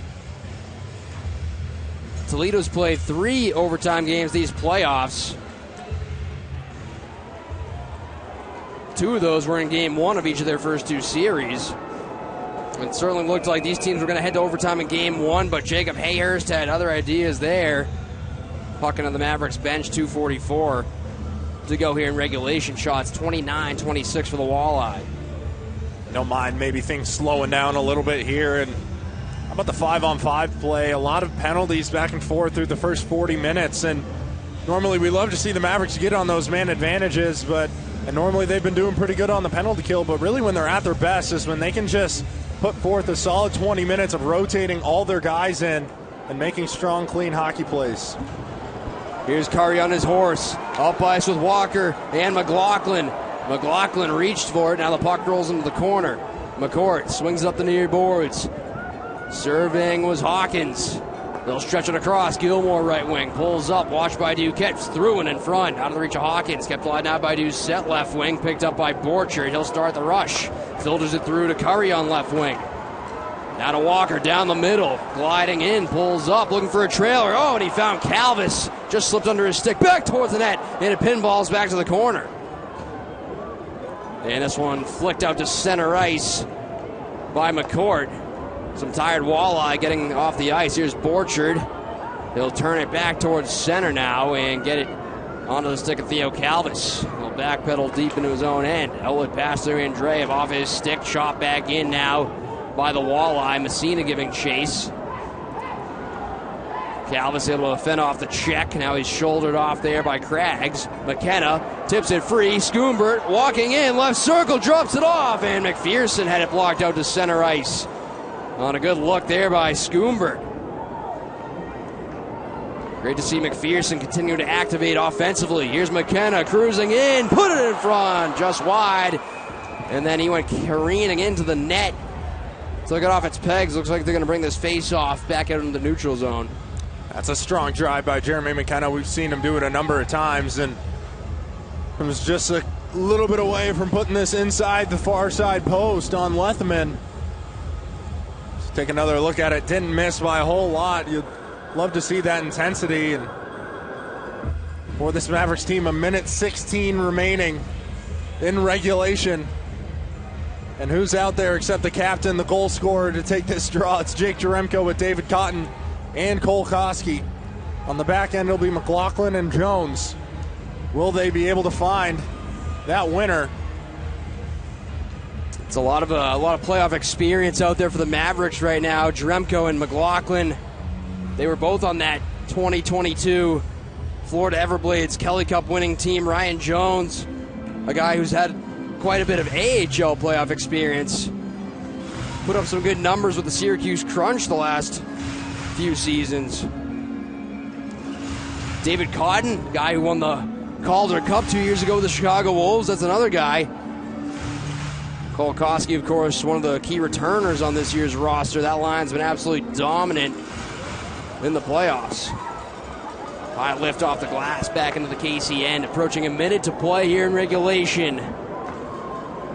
Here's Jake McLaughlin. Outlet pass up the far side. Icing waved off after it was deflected by Cotton. Koski burrows in after in the corner. Looking to pry it free. Held in here by Jones at the right point. He'll sweep it down low. Koski. Marked there by Prapavezis. Koski looking to kick it along for Cotton.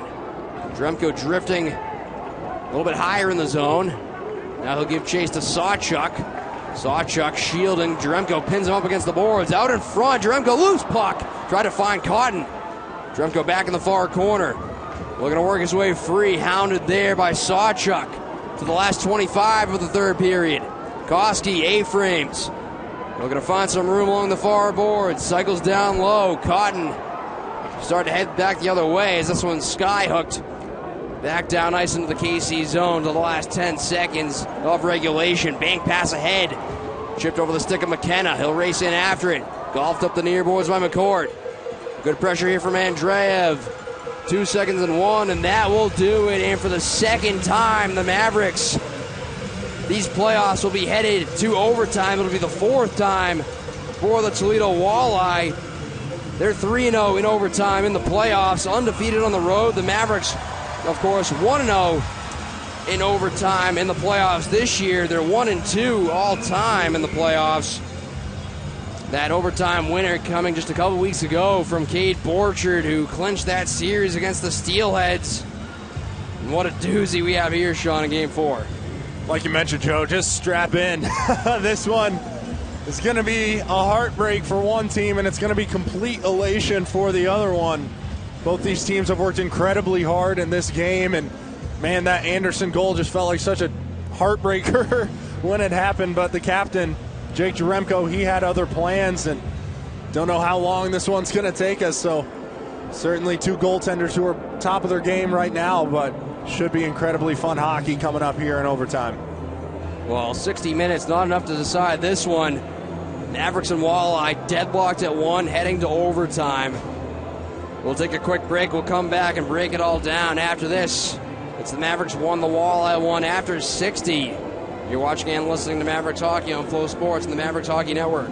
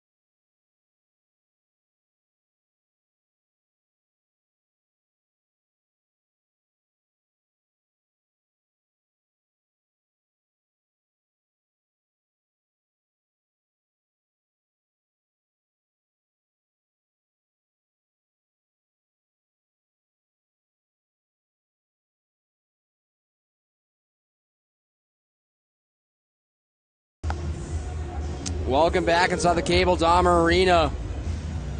And it's the third intermission here. Overtime looming in the near distance here. 60 minutes, not enough to decide this one, as the Mavericks and the Walleye are tied at 1 here after 60 in Game 4. It was Matt Anderson for Toledo who got things going there at 13:06 the third period. His second of the playoffs from Hawkins and Doucette to give the Walleye the 1-0 lead. And then Jake Jaremko about a minute and a half after that at 14:30, his third of the playoffs from David Cotton and Cole Koski to tie the game at 1. And just what a response there, Sean, from this Mavericks team after we were getting towards that point in the game where you felt like that first goal was maybe going to be enough to do it. But this Mavericks team, we know there's just no quitting these guys, and they come back and respond and force overtime. I mean, a lot of teams will say, oh, there's never a doubt after they make one comeback effort. This Mavericks team, there's genuinely never a doubt. They've made so many comebacks this season. They're so good at it, responding after first goals going against them. And it took them just a minute and a half. Like you mentioned, 7 minutes left. We're in the game when the first goal of the game was scored for the Walleye. And 2 shifts later, Jake Jaremko's right there to tie it. So incredibly poised play, incredibly experienced play. It's awesome for this Mavericks team to have pushed this to overtime, giving the first goal up as late as they did, and certainly hoping to see someone be the difference maker for the Mavericks. Kate Borchert, the one to light the lamp in OT to win the series against the Steelheads, and he's had a number of nice opportunities. You got to think Patrick Curry's in the mix too. He's been all over the ice, but either way, it's just been an incredibly defensive-heavy game, and when the offenses have broke through, there's been some really high-quality chances, and they're just met with some unbelievable goaltending from Letherman and Jack LaFontaine. So just really excited to watch this overtime period, and for the Mavericks, you earn the right to be in this position with that late goal, and you're just certainly hoping that momentum is on your side, and that will translate into some offensive pressure starting this overtime period. Who do you look for, Sean? You mentioned Kate Borchert there, who had the game-winning goal against Idaho in Game 5. Who do you look to be some difference makers here for the Mavericks to begin overtime? I mean, it's got to be Patrick Curry. He should come out swinging, metaphorically. He's just been all over the ice offensively. He's a number of nice shooting attempts, but he just hasn't found the back of the net. And then on the other side, maybe David Cotton as well. He's scored some very big goals for this Mavericks team when it's mattered, and we saw him hit that post earlier on one of the better chances for the Mavericks in this game. So his line is having that success. He got out there. He was able to collect that primary assist with Jake Jaremko's goal as well. So maybe looking for that line to be a difference maker. But either way, what a privilege and what a job that the GM of this team, Tad O'Hat, has done building this roster to the point where, you know, we could read off 3 or 4 more guys that you'd be looking to be that difference maker, because it's such a talented lineup. You've got a lot of guys you're comfortable putting out onto the ice in these situations, and just certainly hoping that that depth can prove to be the difference maker. The fact that you've been able to, for 60 minutes of play, roll all 11 of your forwards, hopefully that puts you over the edge here. Well, Jeremy McKenna and Patrick Curry each leading the Mavericks with 4 shots on goal tonight. Brandon Hawkins leading all skaters with 5 shots on goal. LaFontaine as well, Sean. You got to talk about him. He's been absolutely tremendous here tonight. 28 saves on 29 shots. John Letherman's had to be big at the other end for Toledo as well. He's stopped 25 of 26 thus far through 60 minutes. So big tip of the cap to the goaltenders as well in this battle here tonight. Yeah, they're doing an unbelievable job. John Letherman, he's doing a really good job of just staying in front of these pucks, being able to battle pass what the Mavericks are throwing at him. But Jack LaFontaine has absolutely had the larger workload. He's had to track pucks through screens, track mad scrambles in front of him. And then on the other side, he's just flat out making high danger saves. So absolutely love to see that. But both of these guys proving to be the most important players on their teams here tonight. And this is what the postseason is all about. The Mavericks will try and hand the Toledo Walleye their first road loss of the playoffs and their first overtime loss of the playoffs. The Walleye are 25-24 all-time in overtime in the playoffs, so they've had quite a few overtime playoff games under their belt. Like we mentioned, the Mavericks, this will be just their 4th overtime playoff game in franchise history. and they'll be looking to win their 22nd playoff game and take a commanding 3-1 series lead over the Walleye here tonight, with Game 5 being less than 24 hours from now. And so you wonder, how deep will we go here into overtime, and then how much will that affect these teams tomorrow night, given just that factor of lethargy. There was another game earlier tonight. The Florida Everblades shut out the Adirondack Thunder to take a 3-1 series lead, and the Thunder, Sean, they've only scored 3 goals in 4 games in that series. You mentioned Cam Johnson, the Florida goaltender, a little bit earlier, but they certainly seem to be in the driver's seat with Game 5 tomorrow night and a chance to clinch that series. Yeah, it's a little bit interesting here. Did the North Division shakeup, unfortunately, with a couple of teams dealing with some financial difficulties. We saw Newfoundland, their season be cut short early, and did that maybe impact Adirondack? Did they have a little bit of an easier slate so far in the postseason, and maybe the South was a little bit more of a dogfight, and so Florida's a little bit more experienced team coming into this postseason matchup between those two teams? But if they want to turn that series around, 3 goals in 4 games, that's not going to be able to cut it. So really looking for the Thunder to maybe stretch that series out.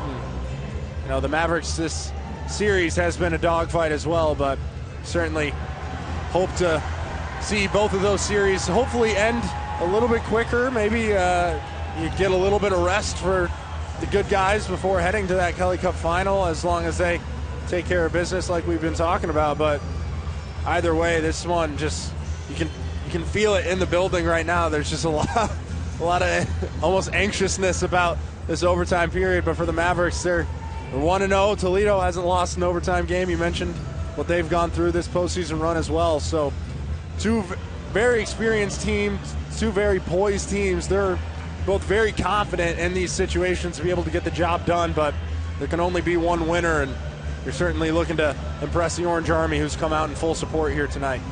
A lot of fans still in their seat, getting ready for overtime here in just a couple minutes. Keep it locked right here. You're watching and listening to Mavericks Hockey on Flow Sports and the Mavericks Hockey Network.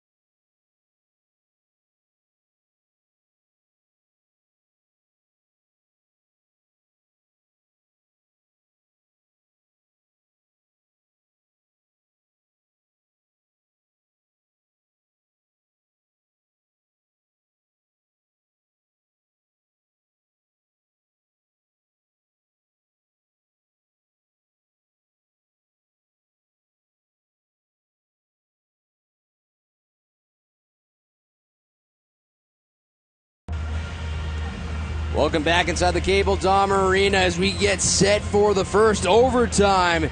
It's the second time the Mavericks will have played an overtime here in the playoffs. First time here at the Cable Dahmer Arena. 4th overtime game here for the Walleye. Mavericks trying to make it a 3-1 series lead if they can get the next goal. The winner of the Western Conference Finals receives the Bruce Taylor Trophy, named in recognition of Bruce Taylor, who was the founding father of the West Coast Hockey League. In the early 1990s, Taylor purchased teams in Fresno, Reno, and Bakersfield. And in '95, join the teams in Anchorage, Fairbanks, and San Diego to form the West Coast Hockey League. Mavericks will be one win away from clinching the Bruce Taylor Trophy if they can win here tonight in Game 4. Buckle up as we get ready to kick off overtime here in Game 4. With the score deadlocked at 1 here between the Mavericks and the Walleye. Matt Anderson, the goal scored for Toledo. Jake Jaremko, the goal for Kansas City. After he found the equalizer at 14:30 back in that third period. It'll be Nolan Sullivan starting out there with McKenna and Andreev. Sullivan a clean win off the opening face-off at center ice. The Walleye starting with Hawkins, Doucette, and Gilmore up front with Graves and McCord on the back end. Glove down now by Ryan Jones. Let's go Mavericks, the chant. McKenna gains the line, a wrister, blocked down, loose puck out in front, and swatting at it was Max Andreev. Here come the Walleye on the move. Here's Gilmore, right side, draw past the Hawkins, walks in a shot, save LaFontaine, rebound put off the outside of the net. Mavericks could have numbers up ice here. Walker leading the charge, out wide out of McKenna. His shot, that one sails wide. The long carom makes his way all the way back towards center. Jones will softly tap it back for Jake McLaughlin. He's got a couple goals here this series, could use another one right about now. Mavericks have gotten 5 of their 12 goals from defensemen. Here's it back to Duquette. His blast, and that one kicked wide off a skate. Here's Craggs advancing through center ice. Craggs had his stick broken. Now he tried to tie up Curry. Here's Walker back in a shot. He missed it high and wide. Tried to pick the top corner. Here's McLaughlin. Watched closely by Cruz. Duquette bumped off the play. Cruz steals it. Centering pass and a great glove save by LaFontaine. Absolutely robbing Riley Sawchuk, the top scorer in the playoffs. A 10-bell save from Jack LaFontaine. And these are absolutely the same plays that we've seen Riley Sawchuk score on this series so far, and it's the flash of the leather by LaFontaine, and he earns that one. What a fantastic save from the Maverick netminder. LaFontaine has made a number of tremendous saves here tonight. That one might be the best. Keeping this game going for now. McCallion, he'll bank it to center ice. Stolen now by Cotton. He'll move it back in. McCallion across for Anderson. He's got the goal for the Walleye tonight. He'll crank one in through both corners. McPherson had to deflect out in front, and melting her for face-off is Jack LaFontaine. 30 stops for him here tonight. 25 at the other end for John Lethman. A tremendous battle between those two netminders here tonight. LaFontaine trying to make it 9 wins in his last 11. Leading the ECHL coming into Game 4 tonight with a .950 save percentage. In his 6th appearance of the postseason. Meanwhile, John Lethman trying to make it 6-1 for him in the playoffs this year. Mavericks win a key defensive zone draw. They'll move it to center, out of the reach of Schoonberg.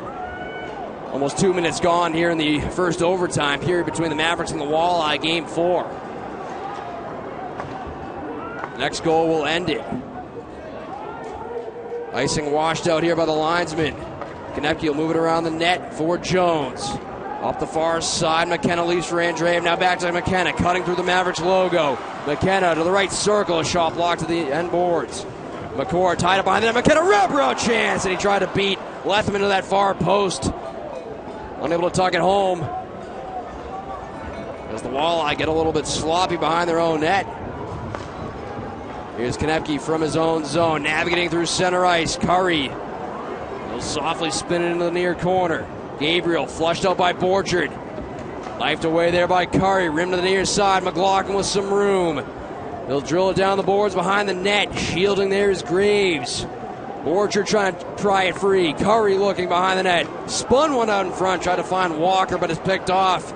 Here come the Walleye. Doucette. Left wing pass. Too far ahead there. Hawkins. Here's McLaughlin up the far side. Curry tried to spin a Rama around Craggs. No luck. Doucette looking to keep it alive for Toledo. Pulled free by Walker, and now Curry will have some room as he starts across center ice with Borchard and Duquette. Here's Duquette left side. Draw past Curry. A shot knocked down in front. Now Duquette will give chase. Curry lost his helmet on the play. He'll be forced to head back towards the bench. Here come the Walleye. Gressick, a shot. He missed it high and wide. The Karams up the far boards. A little miscommunication there between Anderson and Prabovezis as the Walleye couldn't keep it in. Over 3.5 played here in the first overtime. Tied at 1.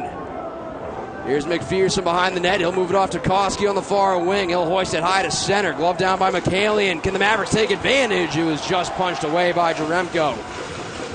Let's go Mavericks, the chant. Electric atmosphere here inside the Cable Dahmer tonight. Calvis knocked it down. Then he knocks down Keenan with a good hit. Here's Sullivan on the charge. They'll backhand in just wide. Letterman come out to play it. Banked around the cage to McCallion. Launches it up the right wing. And the door comes open at the far corner end of the Toledo zone as we get a stoppage. 15:49 to go here in the overtime.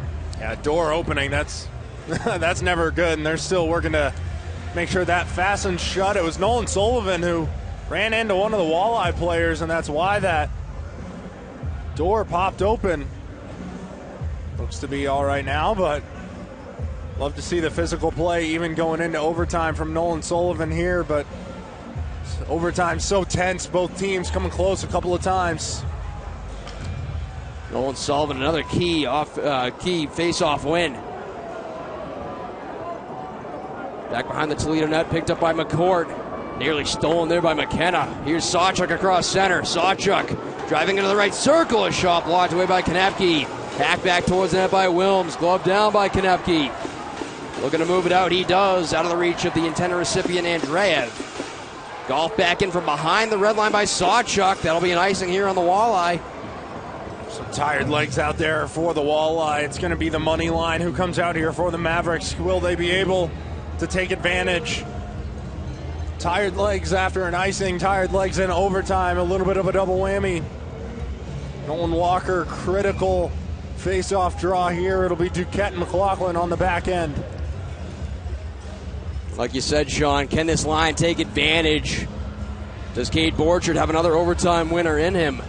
Curry right off the draw, taps it back. Duquette delays, shot, blocked down. Duquette will chase after. Now Borchard in further for Duquette. Walker threw it out in front. Rescued away there by McCourt. 5 minutes played here in the first overtime. Mavericks and Walleye tied at 1 in Game 4. Mavericks with a 2-1 series lead. Here's Doucette. Gliding back in, a shot missed. Came right back out in front. Took a funny bounce off a glass support from behind the net. This was twisted back in by Gilmore. Gets it back left circle. Draw pass now to Hawkins out at the left point. Hawkins crisscrossing with Gabriel to the near side along wrister through traffic. Knocked down. Another chance save. Rebound. And it's blocked in front. My goodness. I believe that was McLaughlin who blocked that one down in front after the Walleye were swarming around the blue paint. I think we're going to call for a penalty shot here, Joe. Kansas City, number 27, 2 minutes for a delay of game. Wow, like they're calling Jake McLaughlin for a delay of game for sitting on this puck. You can see him pin it under his body. Wow, that's an interesting call there to make at this stage of the game. Very happy kept that out at least in front of his body, out of that blue paint. That would have been a penalty shot if he were to hop on that puck inside the crease, but either way, the penalty killers, another tall task for these guys now in overtime. Can they keep the puck out of the net? Does it get any more tense than this? Jake McLaughlin in the box for delay of game. What a great effort by him just to try and keep that puck out. He did after a mad scramble. And now the Mavericks are going to be on the gray chiropractic penalty kill, forced to kill a Toledo power play here in overtime, and then get a crucial face-off win as this one's cleared all the way down the ice by Kolakowski. got to think the Mavericks will get a surge of momentum if they're able to kill this off. Sawchuk, he'll rim it around to the far point. Craggs defended there by Andreev. He'll angle it back to McCourt. On across now to Hawkins. His shot blocked down in front by Jones. Back to the line from McCourt, but at his reach. 35 gone on the Mavericks PK. They're 3 for 3 on the PK here tonight. It's the 7th penalty of the game. Here's Doucette at center. He'll play it across in stride now to Sawchuk. Out wide to Craggs. Into the far circle. Taken away, Jaremko. He's got Curry streaking. Lobs it to him. Just a little too far ahead, but a good look there. And then Curry wrestled down there by Doucette. Curry with a few words for the official. Walleye on the delayed offside. Had to tag up. And now they establish the zone. Gabriel drops it back for Sawchuk. Back in deep. Duquette there first for the Mavericks to the far corner. Wilms with it for Toledo. Serving his options here. Handed it back up top to Brabavezis. This way for Gabriel. Winds up, passes down low to the goal line. Gilmore rotates back out high. Wilms rather. Now to Gilmore, delays. Up top, Brabavezis. Holding. Gabriel right point. 20 to go in the Mavericks PK. To the far circle, drive, that one sails wide. It caroms to the line, but not out.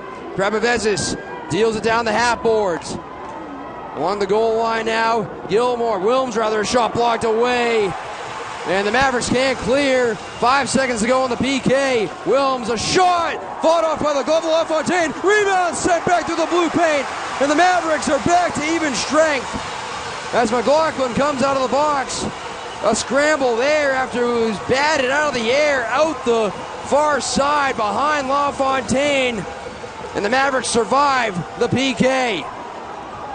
This one's cranked on the ice. This will be icing here on KC with 12:15 to go in the overtime. Oh, man, this one was so hectic in front of LaFontaine. He makes the save. He goes straight up into the air. It's bouncing through the paint. LaFontaine doesn't know where it is, but it stays out of the net regardless, and Mavericks country can breathe a little bit easier. They get out of that penalty kill unscathed.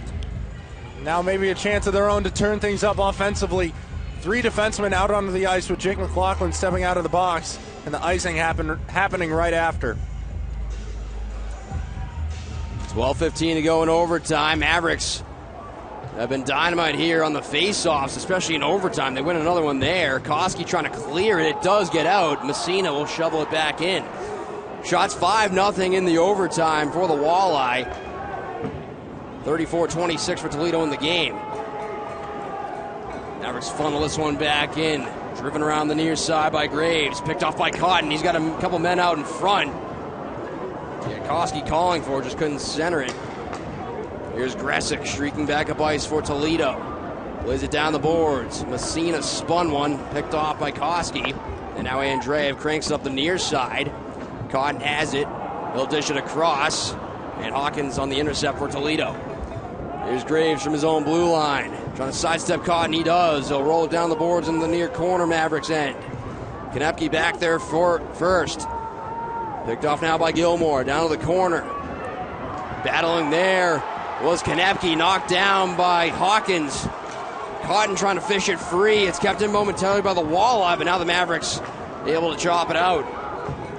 Approaching 11 minutes to go here in the overtime. Here's McCallion, glides in on right wing. McCallion threw one from a bad angle. That one turned aside by LaFontaine. Jabbed out to center by Schoombert and back into the Toledo end. You can sense the nervous energy here in the building. Going a little bit quiet at this point. Played back now to the KC line. Schoombert tips it center circle. Andreev. He'll slide it back into Toledo territory. Mavericks making a line change up front. Andreev knocked down a puck at center ice. Sent back in. Now there's the Let's Go Mavericks chant. Jones will play it softly back for Theo Calvis. Elwood pass off the stick of Schoombert at the end of a long shift. Hoisted back in by Cruz. LaFontaine to play to Jones up the near side. Walleye trying to jump on a loose puck. Coming away with it is Wilms towards the net, and that one easily gloved by LaFontaine. 9:59 to go in the overtime period. We'll take immediate timeout here. Score tied at 1. You're watching and listening to Mavericks Hockey on Flow Sports and the Mavericks Hockey Network. Day one, Kansas City took me in. They didn't know who I was. They didn't know what we could become. Still, they took a chance, and so did Community America. They invested in me and the entire community. Invest in what you believe in with who you believe in. Because it's not just where you put your money, it's where your money puts you. Member-owned, open to all, Community America Credit Union, invested in you.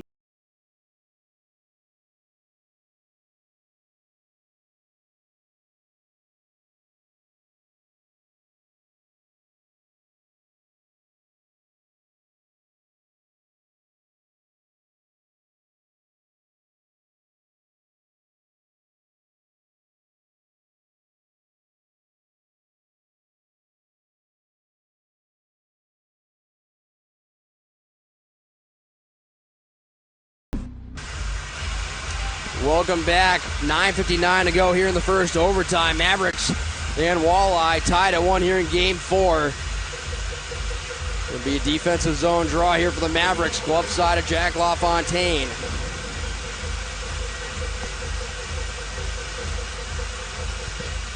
Nolan Sullivan won it cleanly, but a false start on the draw. Nolan Sullivan has been absolutely terrific in the face-off circle ever since joining the Mavericks late during the regular season.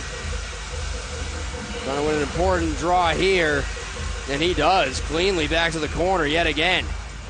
Up the near boards, held in by Graves.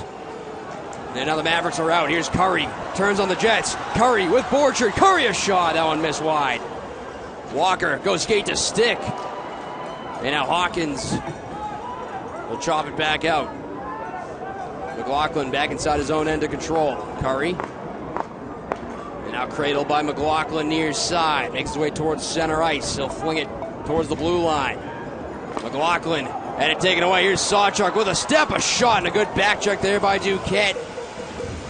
Able to get a stick on Sawchuk. Now it's corralled by Sawchuk again in the high slot. Plays it off.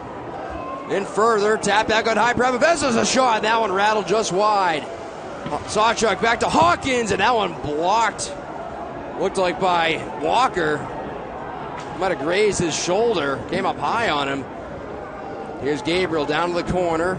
Return pass to Gabriel, right point. Forced out to center ice on a good stick there by Cade Borchard. As that line changes, 8:50 to go here in the overtime. Mavericks and Walleye Game 4, score tied at 1. Mavericks with a 2-1 series lead. This one ricochets off the blocker of LaFontaine and out of play with 8:41 to play. Mavs country, don't forget to secure your tickets to some Mavericks upcoming playoff games. You do not want to miss a minute of this heart-pounding intensity. Call the ticket office at 816-252-7825 or visit kcmavericks.com. Or Ticketmaster.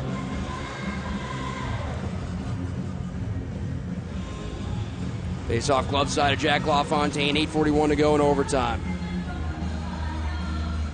Ryan Jones, who has continued to log monster ice time here tonight for the Mavericks. Here's Jaremko with Koski in front.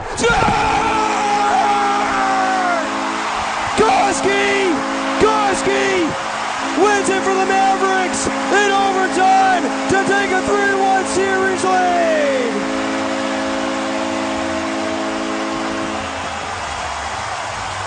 Oh man, listen to this crowd.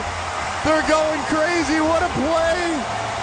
What a play by Jake Jaremko to find Cole Koski to set him up, and he's just got to beat Lefman, who can't make the push in time.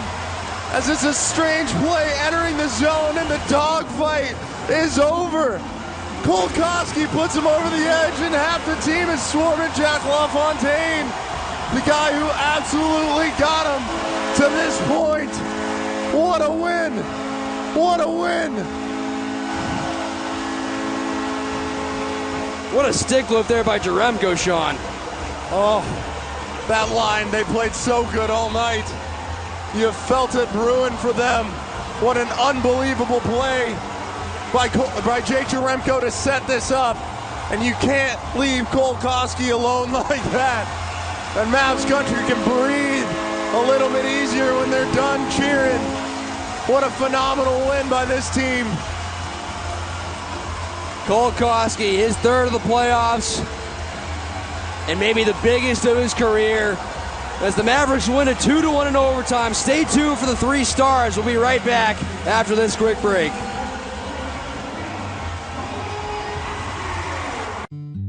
Protecting your family and keeping your home safe and dry is the most important part of our job. That's why at Hammond's Roofing, we take care to ensure you get the roof you need at an affordable price. We are professionals in making sure the insurance company pays their full amount with the least out-of-pocket to you. Call Hammond's Roofing today, 660-238-3310, to see how we can help you protect your most valuable asset, your home.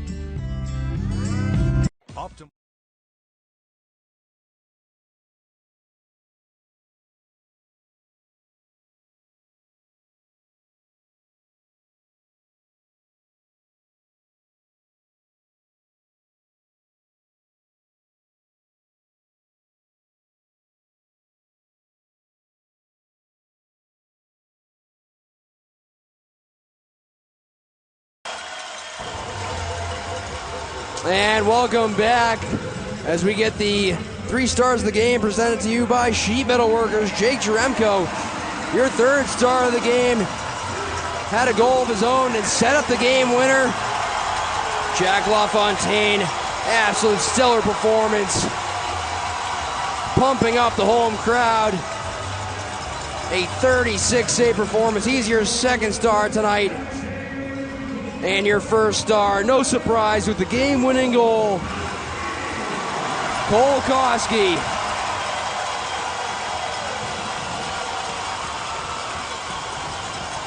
Mallory is standing by at ice level.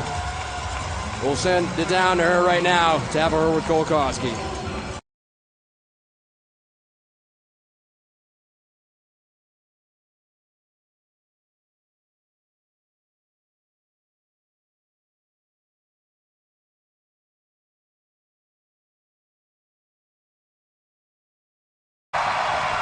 Absolutely. Speaking of the fans, they were with you guys all night tonight. They blew the roof off this barn. And somebody else blew the roof off this barn, Jack LaFontaine. He absolutely crushed it tonight. How about his performance tonight? Yeah, obviously can't do it without good goaltending. And, Jack is unbelievable. And, thanks, Jack, again, eh? All right, so tomorrow, you guys, Game 5, are you ready? Yeah. Hey, let's see you guys tomorrow. Fans, let's hear it for him one more time. Congratulations, Cole. Great job.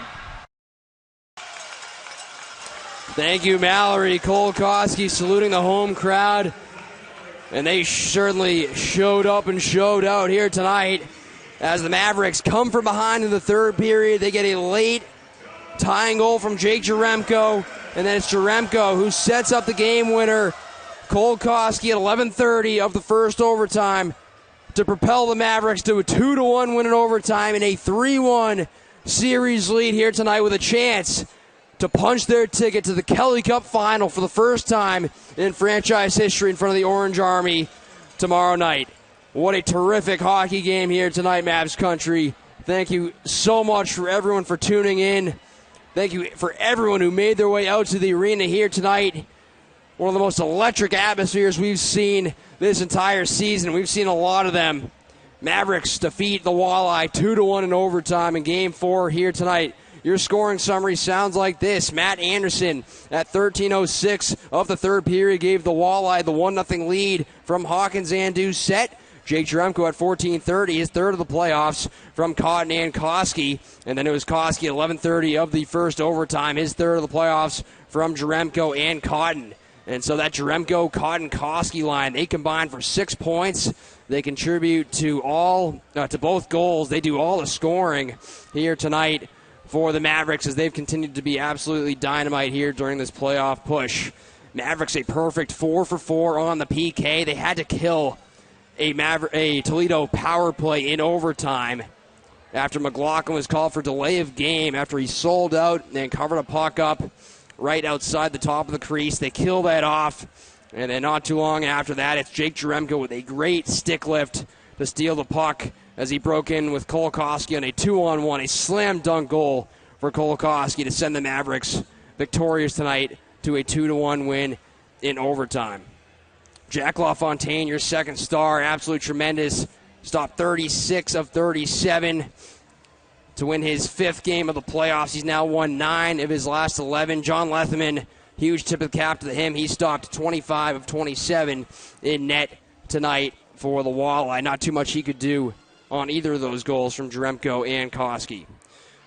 Your final for the final time. The Mavericks 2, the Walleye 1 in overtime as the Mavericks take a 3-1 lead in the series in front of a crowd of 5,816. A sold-out crowd, I might add.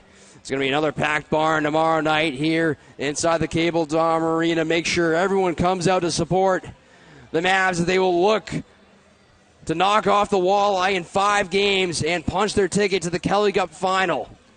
The Everblades also defeated the Adirondack Thunder tonight to take a 3-1 lead in their series. And so both series could finish up here tomorrow night. For my partner Sean Carrier, for our entire production crew led by Bill, Joe Benson saying so long and good night, Mavs country. We'll talk to you tomorrow night for Game 5. That'll be a 7:05 p.m. Central Time puck drop. Thanks again for everyone for tuning in. You've been watching and listening to Mavericks Hockey on Flow Sports and the Mavericks Hockey Network.